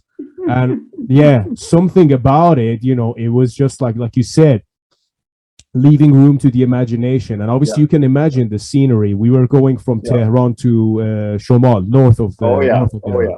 Then And it's all everyone about like the nature. Yeah. exactly the scenery, the landscapes between basically Tehran and the north as you're going through the Alborz mountains, it is Yeah. spectacular. I mean, there are fewer, dare I say, there are fewer better driving roads as far as the scenery is concerned than those particular parts, man. It's That's awesome. amazing. Yeah. And lots of people there die every year due to the accidents as well. Oh So yes, yeah. that's very But, bad roads. yeah, maybe too many people discover black metal when they're driving through there. But Oh yeah, that also could be the case. yeah, so I think the thing of it I'm saying is it's interesting to me how we kind of had access to the Dimmu Borgir and the Cradle of Filth stuff, but it was, for you it was Burzum, and then for me it was Mayhem. Although your guy killed my guy, I think it was still interesting that it happened in such a way, and it stays with you, man. It like you say, it changes you for life, and then it's almost like everything becomes about that thing, and it fucks you up almost, like it's the worst thing that could happen, but at the same time it's like the best thing because now you have this powerful thing in your hands. Yeah, I mean, like, you know, this even I would say, okay, like, of course, when it comes to the music, still that album is one of my top 5 albums because probably just I started to listen to black metal with that album, and I mean, it's a great album, of course, but also, like, when, as you say, it's like it changed everything, and there are not many moments in your life when something like this happens that your life just changes. That was one of the few moments, like, you know, that's one of them. So it remains with you. You just live with it, you know. It's like it's there all the time. So what were some of the threats and things that you then later faced? I mean, how difficult was it? Because it's one of them things. I remember the mindset very well. I mean, I still have it now, actually, because it's something that I've tried to allow back into my life, is the mindset of doing what you want to do, regardless of even if you're gonna get, you know, any kind of like serious backlash for it. So especially in the last couple of years, it's something I've certainly re-embraced. So for you, being a black metal musician and a metalhead in Iran, I mean, like you said, it would be bad enough if you're a rock fan. You're already a Satanist, technically, according to them, anyway. So, how did you find that? You know, like what were some of the clashes that you personally had with the authorities or even society in general? I mean, like, what happened is after we started the first band, and for the first couple of years, you know, because of the name, nobody knew it's us. And then afterwards, the people find out it's a small community. And it's about the time when also internet came to the houses and people were using Yahoo Messenger, which was super popular back in the days, in Iraq. And it was like how people like, instead of Facebook today, you know, people were talking on Yahoo Messenger. So like I remember like clearly how it was. The first threat we got was on Yahoo Messenger, which of course we didn't care because we didn't take it serious. It was like unknown, you know, it was just an ID, you know, unknown ID. Sending us some weird words, like saying, you know, I'm right behind your ear and stuff like that, you know, some kind of, like, okay, probably it's just a kid just trying to scare us, you know. It's like, and you know, then it's like you do something that, you know, it's not allowed, as black metal. It's like it's banned in Iran, and then you also know that people might fuck with you and just want to scare you. So we didn't take it serious, and then the messages they started to get more and more. We were blocking the accounts, the IDs, and then come a new one. But what happened is like at some point it started to get serious, and that was the time when me and my cousin and another guy at the same time we got the same message, and that was on email. So what happened is like I was going to work already, and so every day when I was before I go to work I was checking my email. So I check my email and I see there is an email from unknown address, just an ID, and it starts with a sentence from Quran, and it says in Arabic, and in continue it says it mentions my name, my address, my family name, my father's name, my the ID number, everything, and it says if you want to stop playing music or what you do, we're gonna find you and we are going to execute you under the name of Allah. And there is also like some Arabic words on there. So I mean, I was kind of shocked. I didn't know if I should take it serious or not. So I just called my cousin. He got the same email. And later that day, we found out the other guy also got the same email with their name and address and everything. So that was the time when we realized, okay, that is something different. It's not just an ID. They know our name, our address, and everything. So things are getting a bit serious. And also at the same time, since this metal community was super small back then, we were also hearing some rumors about us, like because like there were people who had a friend who was in a Revolutionary Guard or a family member in a Basij, yeah. And they were like, yeah, they told us they know you, what you do, Whenever there was this gathering with friends, they were telling us, like, be careful, they have told us about you. And so that was the point when we just realized, okay, this is like getting serious, but still we continued. And back then we were just releasing our albums. Of course, there was no show anything, and we had a website and we were releasing our album. We were getting some interviews, some reviews, so our name was already out. And so at the same time the threats were getting more and more. And it was a time when my cousin got a phone call, and there was just basically a guy with a unknown number that doesn't show the number. It was like these special numbers or whatever, and says, okay, that's time to stop. We are coming to get you if you don't. And then we just talked, and we just thought, okay, what we gonna do? Are we gonna stop it, or just we should continue? And we just decided to just keep it a little bit down for a while and try to not release any album, to just see what is going to happen. Things are getting calmer maybe, and then how was it in Iran? Like, for a while they just pressure all the musicians, they arrest them, they put pressure and do whatever, and then for a while they just leave you to do whatever you would, until they need to just close the whole community. I mean, it's crazy, man. I mean, I know exactly what it is. Yeah, like. Because it's like, it's you don't know.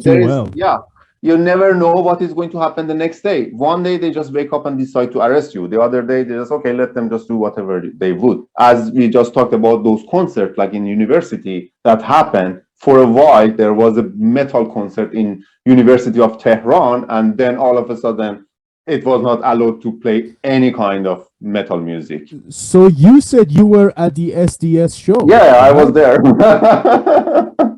Please tell me about that, because I watched that documentary. I mean, it wasn't from, I think when I watched that, it was only like a few years old. It was still relatively fresh. Mm-hmm.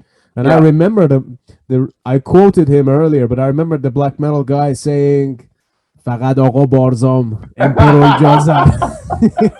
The guy basically crazy. Saying only Mr. Burzum. That's what that says, And then he says that emperor or emperor as he called it. It's like they said, Emperor is a poser, only Mr. Burzum.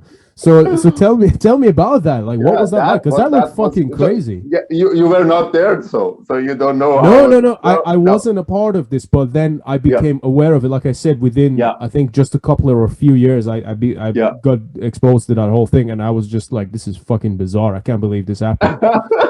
And I've been to Tehran University as well. It was. I remember it was like a fucking zoo. You know, I mean, it's a prestigious university, but there's so much like unnecessary testosterone there, and obviously it's an Islamic environment. You know, of course. There's all these guys with it's fucking. That's cool. one of the governmental. Yeah.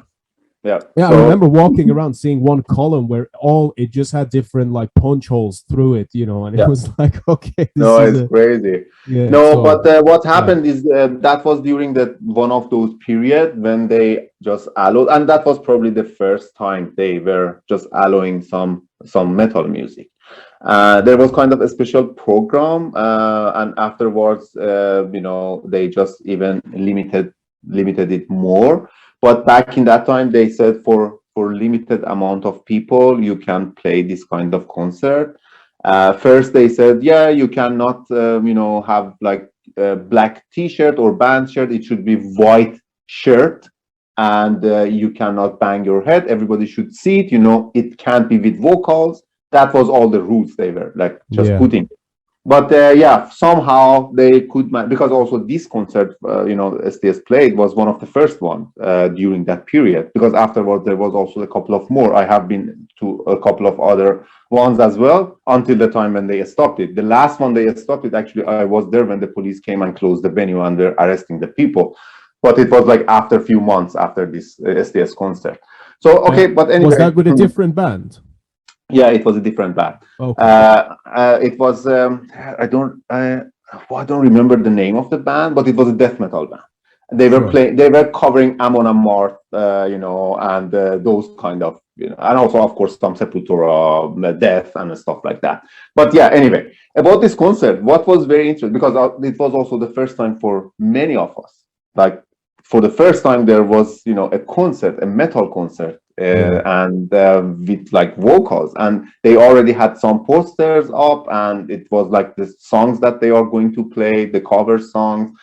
And if I remember correctly, there was some songs from Metallica, from Slayer, and I don't remember if it was like Sepultura, things like that. So anyway, we just go there. And I went alone actually, and there are like hundreds of other people. As weird as it could get, people coming with corpse paint, people coming. Everyone coming out of their closets, It was crazy. I couldn't believe it, and the guards, those people from the Basij or the Revolutionary Guard, and also like the American police, all those people. American, Yeah, and also like in the venue, because it was like amphitheater, and so everybody was just sitting, and there was a lot of people just around, just looking. If someone is banging his head, they just kick you out. You could not do anything. But anyway, the show was great, and then it was a little bit chaos. Like people get crazy. I don't know if anyone was on drug or something, but they were like banging their heads. They are just screaming. They just always assume that, don't you?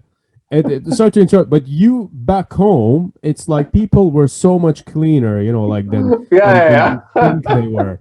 But we always had this thing. It's like, metalheads all take drugs, and I remember like rumors of like, these guys were found. Yeah, they I don't know, like Tajrish or something, eating a soup with like eyes in it or something. Do you remember like hearing rumors like that? It's so fucking crazy, and we all fucking believe this shit as well. It was insane. And I mean, like what happened is like when the show was over, that's the last thing I remember. So since we were not feeling safe because of all those people, watching us, the guards and like the people from the authorities, it was so controlled by them. So I was just trying to get out as soon as possible. And of course, a lot of other people wanted to do the same. So it was like a lot of people, all the crowd going out from the main entrance. And then because the door were like glass doors, and then one of them was broke, and then it was chaos, and I don't know if someone hit it by purpose or it was just happened, and then some of the lamps on the roof, they are also broke, because the entrance had like a quiet low top, and so it was a little bit chaos, but all in all, it went okay. I mean, it was surprise for everyone, like seeing a show in Tehran for the first time. It was crazy. But that opened up for a lot of other bands playing in a short period of time, not only in Tehran, also in some other cities, because I had friends in other cities. They were going, and also STS themselves played in Isfahan, for example. Yeah, I think they first played in Isfahan and then in Tehran and then again in Isfahan, if I remember. It's many years ago. I'm not sure. It's like then 2000s, right? Yeah, I think so. It's hard because they have a different calendar, so it's always complicated for me to just convert the time and find out when was. I'm gonna say around 88, 89, maybe a little earlier. 89, but so 1388, 1387, maybe. No, it was before that. Or you think? No, before that. But it was during the time when the president was Khatami. That was the time. So that right, was so around 77, 78. Right. Yeah, because Khatami was 76, I guess, according to our calendar. I mean, 1376 was Khatami. But he was president for 8 years, right? Yeah, so it was during his time when it was allowed for a short while. So basically between late 90s to early to mid 2000s, like around that time. Yeah, probably. Yeah. Because I think 78, because I'm born in 73. 1373. So that's around. I mean, people listening to this, they get confused. 13. Yeah, I think we just we just confused the shit out of everyone else listening. Yeah, just let's not talk about it. It was many years ago. Yeah, we've got our own calendar back home, and it's like, it's different. It's always complicated for people here. Everything about Iran is unique, but yeah. So what happened? This opened up for some more shows for other bands during that short period of time, but it got a little bit more limited. So they limited it to 50 people just playing in those music schools for they called it for educational purpose.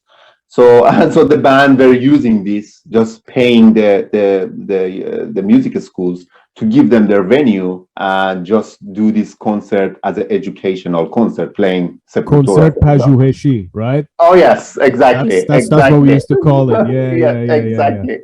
Yeah, I went to a few. Yeah. But I mean, after a couple of one, I remember one of them was in in middle of the city, Sohrawardi, and I think I actually know the spot. I think it was in Andishe, one of the streets called Andishe. I feel like we've actually been to some events probably together before. I think we might have done, yeah. Yeah. So that one I remember. I went there and I was there pretty early, and it was half an hour before they opened the door. So some police cars showed up. They closed the venue. They got the people. They got their instrument. Everything canceled. That was the last show. So after a couple of shows, this happened. So it was closed for a while. Nothing happened, and then many years later, they started this again. I don't remember if still it was during the same president or was it the next. But anyway, again, same shit happened. That the last show I was actually pretty close to get arrested by the police was a concert in Shahrag Gharb, one of the areas in West Tehran. And I was a bit late, and when I went, I was in the street, just straight at the end of the street was this venue, and I just walking, and I see these vans coming and getting people in from the venue. So it was buses. Sorry, what year was this? It was not that long. I guess, this was after a couple of years from that period. I So I guess know it was this like, happened not long. I think that I think this happened before many times, but this specifically, the one I tell you now, it was probably like 15 years ago or something around right, that. right, okay, I Yeah, got you. probably. Yeah. Yeah, no, I've got. Listen, Sharak Gharb, I've got. I mean, I love that place. I miss it, Yeah. but I've got vivid memories of the. I think the first time I went back to Iran, actually running away from the police in that place Yeah. because I was hanging around with a bunch of our friends, and they're all Yeah. metalheads, like Yeah, I they were mean, like, that's a known place for youth to go, and known for police to come and arrest people, so. yeah, there's always the green vans always pull Yeah. over, and Yeah. there's some fucking 40 commandos or whatever, like trying to come and fucking arrest you. It's like it's so fucked up, man. I mean, it's like, you if you're walking hand in hand with your girlfriend on the street, Yeah. they'll pull you over, and if you can't present like a Yeah. marriage certificate, they'll fucking arrest you and take I you mean, I to. got arrested 3 times just because of walking with my girlfriend at the age of 18 or Yeah, 20, in Tehran. And then just a random guy coming by a motorcycle and just stop. Okay, who is this girl? And I'm like, I mean, she's my friend, my girlfriend. Oh, does her parent know that you are together? And I'm like, yeah, I don't know. Okay, we should go to the police station, And it's like, what the fuck? For it's it's what? so it's so fucking weird, man. I can't like obviously I don't get to revisit this often. I sometimes talk about it to people close to me over here, but it's so fucking crazy to me what we grew up in. Unbelievable. Yeah. I mean, it's like literally everyone. You mentioned like 18 years old. I remember it's like around that time, between let's say 15 and like 18, 19, maybe even a little older, before you get too brave.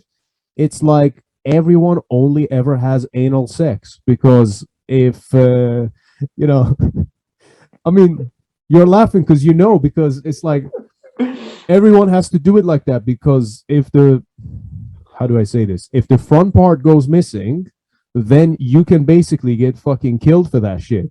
You know what I mean? Like the girl's family can.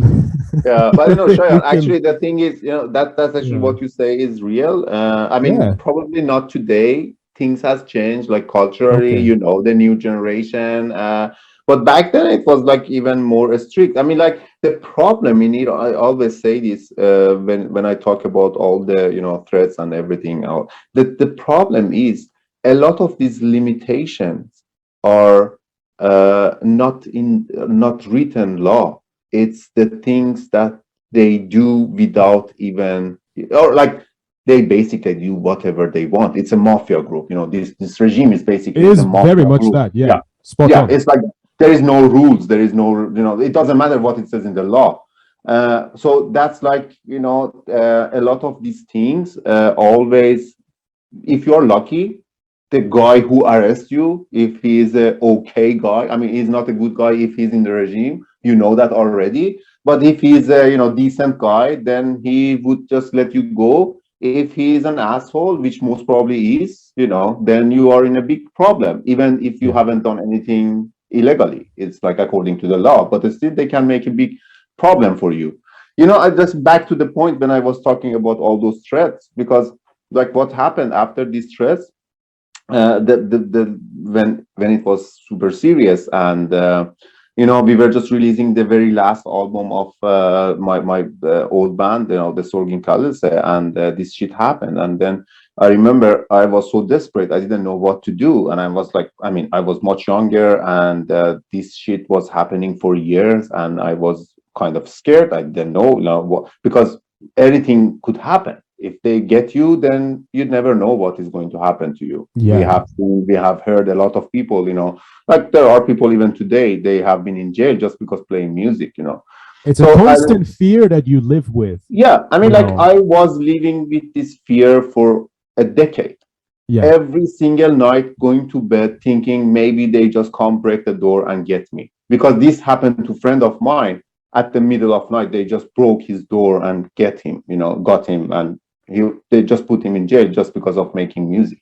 Yeah, But anyway, man. yeah. So I mean, like what I'm saying is like what happened is like I was so scared or desperate, or I didn't know what to do. And but I was lucky that my parents were supporting me all the time, all these years. But at a specific time, I talked to my father and I just told him that, okay, that's the situation. Like, what I'm gonna do, what you advise me, what is your suggestion? And he was like, okay, Sina, isn't it your passion? Isn't it what you would love to do? And I was like, yeah, I cannot even stop, I cannot live without it. And he said, just go for it. He said, if something happens to you, I would do whatever I can to help you. I mean, today I understand probably he couldn't do anything, but just saying that to me, just that was enough for me to just say, okay, fuck it, I'm gonna continue. I mean, if they would get me, then probably my father had to go through a lot of shit and just find some people to see if he's able to help me, but there was no any guarantee. But just hearing this from your father, having your back and saying, okay, just go for it, it's gonna be okay, I'm gonna help you if something happens. That was enough for me, and I was like, okay, fuck it, I'm gonna continue. So I just kept on going. I mean, we released the last album, and then I started From the Vastland, and like today I'm here. That's like that helped me a lot, just hear this from my father. That is awesome, man. Fuck yeah. Fair play to your father. That's because Cool. it's great to say that, and I'm glad that you shared the story. But it's another thing, like you said, from his perspective, to be that open-minded, to be that, to have that much of a backbone, to Yeah. even be willing to say that, knowing the risks, knowing the Yeah. outcome. It's No, choosing because freedom yeah, and happiness over yeah, all the adversaries. yeah. And you know what? No. I'm really glad you've brought this up, because I have a very similar relationship with my own father. Okay. Yeah, cool. And Just had it just not, share it then. yeah, had it not been because of, I think, had it not been because of him, I would have never made it to this side. Yeah. You Yeah. know, and it took a long time to convince him too. Whilst I was over there, I had a pretty miserable couple of years before I left Iran. Mm. But I had pretty much, like, what you just said. I had exactly the same thing, and I am now, even though it's something I always reflect back on, I am now again having a moment to think back at it, and I'm very grateful for that. And it's funny that we're even talking about this, because today's Father's Day. So even though, Oh yeah, that's yeah, true. That's yeah, true. I'm gonna message him afterwards. But yeah, Yeah. Yeah. yeah, no, No, but but that's powerful, man. we It's were a both sign of, lucky. Yeah, we were both yeah, lucky because a lot of our friends, probably your friends as well, my friends, they started at the same time, but just because they never had the support from their family, they stopped after a couple of years because they just were hearing this all the time that you are not going to get anywhere with this. Just go find a job, just go get married, just go, start a normal life, regular life, like everyone else. That was not something that I heard from my parents. They were always like supporting me. Even today, Shayan, even today, whenever I talk to my parents, the first thing they ask me is like, how things are going with your music. Do you have any concert coming? Do you have any album, like working on any album? How was whenever I play a concert, the next day they call me and just ask me how did it go. I always, nice, love. because they know, like for this Inferno show, of course they knew that I'm gonna play. I already told them, and then I was like, okay, then I'm gonna be busy because there is a festival. The next day is still the festival, going on. And then they called me after the festival. I was like, okay, how was the concert? So, I mean, still today, they ask me, like, how I'm doing with my music. That really makes me happy to hear, man. That's awesome. That's awesome. Cool. Especially because like I said, I relate to it, but I also know how special it is. Me and you are very lucky people, I think. Yeah. Yeah. You know that. That's it's, for sure. it's how it could be hard, Yeah. without the support of our parents. Yeah. And it's a part of the I mean, it's the same, like you mentioned about the thing. We did I don't know if I'm oversharing here or not, but I feel like this is a pretty, like, very personal episode, it seems to have turned out. But for me, in Trivex, we did a live stream beginning of last year. Yeah. And so obviously we did it on the on Facebook and everything, and I watched it I actually. oh yes, yeah, thank you. Yeah, I remember actually. I think Of we were course. talking about it afterwards. Yeah, my parents actually they had it on in our apartment back in Tehran, and Ah, they got a filter block, so basically like VPN. oh They got yeah, VPN, so yeah, they yeah, could go yeah. on Oh, Facebook to that's watch it. amazing. That's Yeah, they amazing. had Yeah. it displaying on the TV, and my dad sent me a Oh, short cool. video of my mom headbanging whilst crying at the same Oh time, yes. watching our Oh, that's live amazing. stream. And that was like, to me, I was like, I don't care how many other people viewed this. Yeah, That's the view that's that I in. needed, Yes, you know? exactly. That's enough, just to see Yeah. your parents. Yeah, oh, that's amazing, man. That's great to hear. Yeah, Yeah, man. yeah, That yeah. that's fucking solid. And you know what? There's a lesson in that. It's that obviously, yeah, we're fucking lucky, and but it really shows the difference and the impact that Yeah, an open-minded but also supportive yeah, parent yeah, can really yeah. really make in your life. I mean, Yes, we're saying that we're lucky, but both of us also have to live and coexist with the burden of living away from them miles and miles and miles yeah. apart, That and also that makes it fucking harder, sucks. That's also Yeah, makes it harder because, like how it could be if we had this freedom living in our own country with our parents. I mean, like having parents in the same city, same country, there yeah. or here, doesn't matter, or there, where you live. Just because now I'm like, I don't even have a chance to see them. It's been like 9 years already, and I cannot travel, I cannot go back to Iran and I cannot see them. And it's pretty sad that you have to just, I mean, like this is how it is. It's not a problem, but I mean, like it could be different when we had to sacrifice a lot in order to get to get the chance to do what we love, But it could be different Exactly. if Iran was not this like the way it is now, and everything could be much easier. But I mean, that's how it is. It's at least we could follow our passion. Absolutely, man. And you know what?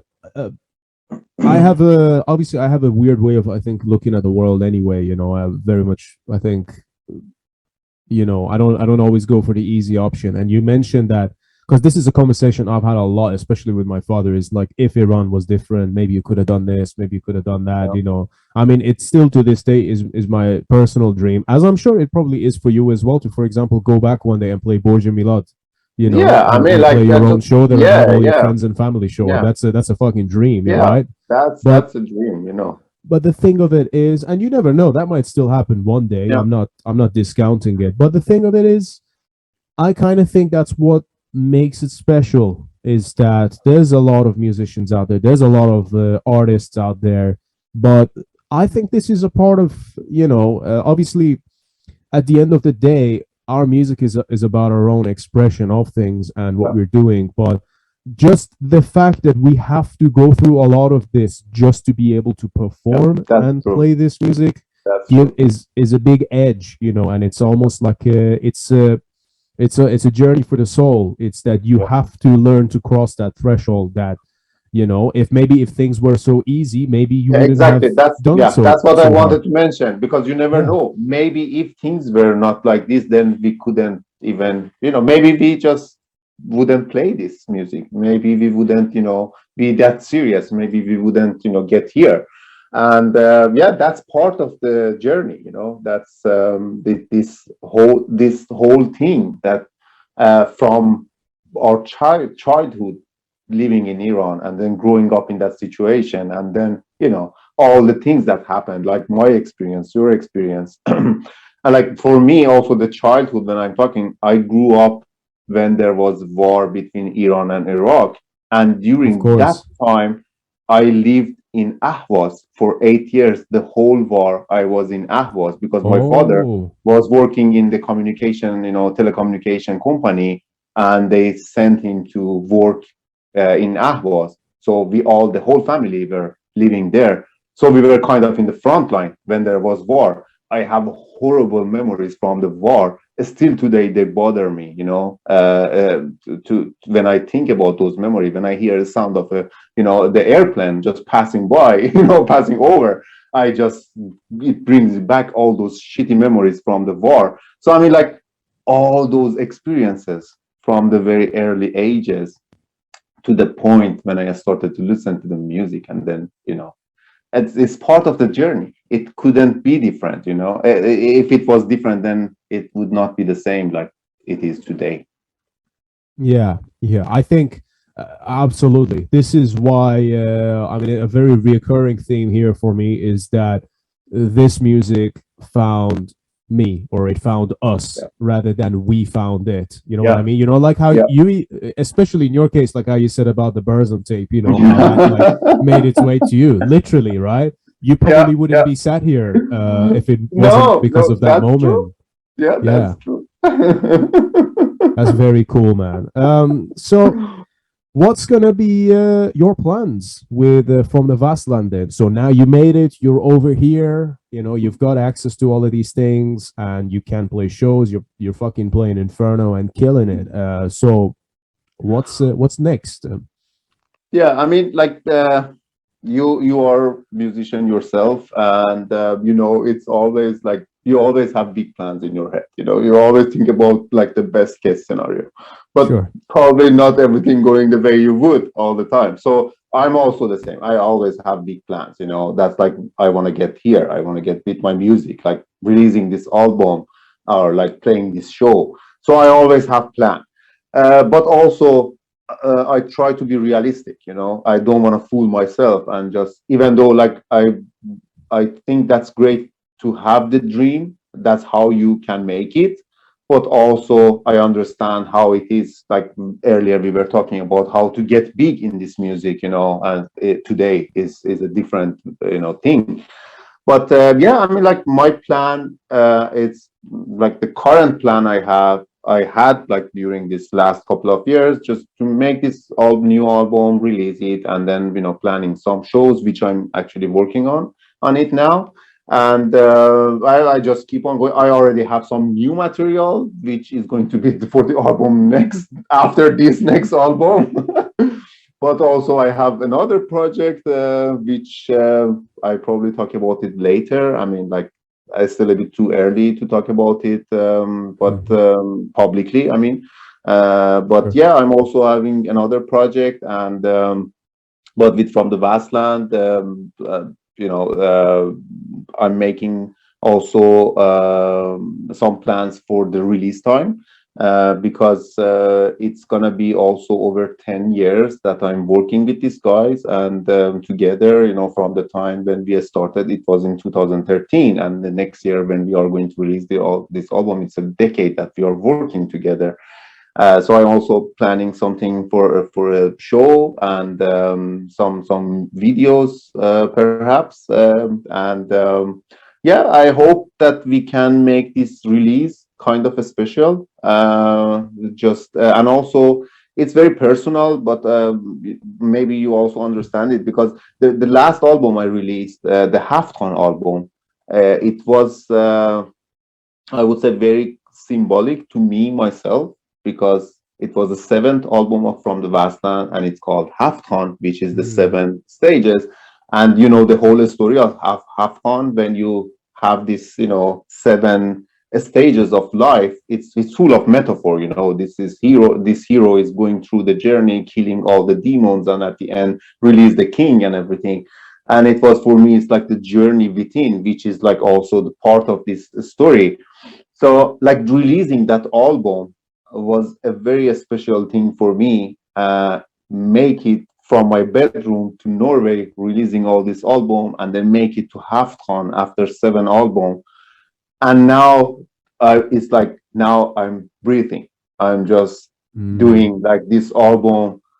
It's like the mindset is the same, everything is the same, but I have this big experience, like, or this big journey I have passed and come to this point, and it helps me a lot to think more freely, like writing music. And I see how it affected me, just being like, after releasing the Halftone album. So this album is also kind of special for me, the first album after Halftone. and I'm planning things for this release, the release concert and stuff like that. So I mean, like I don't want to be like too like unrealistic about this, but it's probably you feel the same whenever you're gonna release an album. But I think this is gonna be the best From the Vastland album. I should not say that. Every musician say the same thing for their album. But yeah, that's how I feel about this album. But I think if you don't think that, then you shouldn't be releasing a new album. Yeah, I mean, to be honest, I like, okay, right. For every album I say this probably, but like now the feeling I have, this is like the best From the Vastland album I'm gonna release now. So fuck yeah, man. Well, things are looking good. Things are looking bright. I love to hear that. Awesome. Cool, man. And amongst those plans that you mentioned, so there's where's gonna be the room for some Tribex and From the Vastland shows? Yeah, I mean, like you remember we talked about it long time ago. The first time when we were talking. Yeah, I think our options, Sina. I think our options are a lot more open now, so we will talk. Outside of this. Even if we come to Norway or we go somewhere else. I mean, like we've got to do something, right? Yeah, I mean, we're gonna talk about it because also, if you are gonna come to Norway, then I also have some more options here. I have some, I have some connections. I can just, we are gonna talk. We can make it happen. Actually, it's not, that hard. It's just one of us should make it to the other. So we're gonna do it. We should do that, man. An Iranian black metal night, something like that. Black metal khastegari, more like. Oh. One is going to the other, right? That's what it sounds like. No, that's fucking great, man. Awesome. Yeah. Well, we'll definitely talk and get something sorted out. Well, Sina, it's been a fucking honor and privilege to have you on the show, man. That was great talking to you, man. That was amazing. Yeah, so refreshing. Thank you so much for having me in this, podcast. And actually, when you told me, I just loved it, and I was like, yeah, sure, man. We are just gonna do it, and it's gonna be fun. And it was for me. I hope people also enjoyed listening to this. But for me, that was great. I had a great time talking to you, Shayan, and it was an honor for me. So thank you for inviting me to your podcast. Absolutely, man. Listen, it's so fucking refreshing to me. I think this is one thing we gotta. I remind myself not to take for granted is actually like to speak to someone who's had the same sort of transition, if you will. Of having been born and raised in Iran, becoming a metalhead, black metalhead, then moving over here to actually perform this music freely. There's not many people who actually share that same sort of thing in their system, so it's I value our friendship and knowing you and getting to have this conversation. So thank you. Fuck yeah. For everyone listening to the podcast, you need to go and listen to From the Vastland if you've not done it already. Go listen to their last record, Hafkon, which came out back in 2020, and keep an eye out for any new records. It sounds like Sina's gonna fucking blow it out of the water. So yeah. Cool, man. Thank you. Yeah. So yeah, and I will thank you guys for listening to the podcast, and see you at the next episode of Iblis Manifestations. Cheers. Cheers.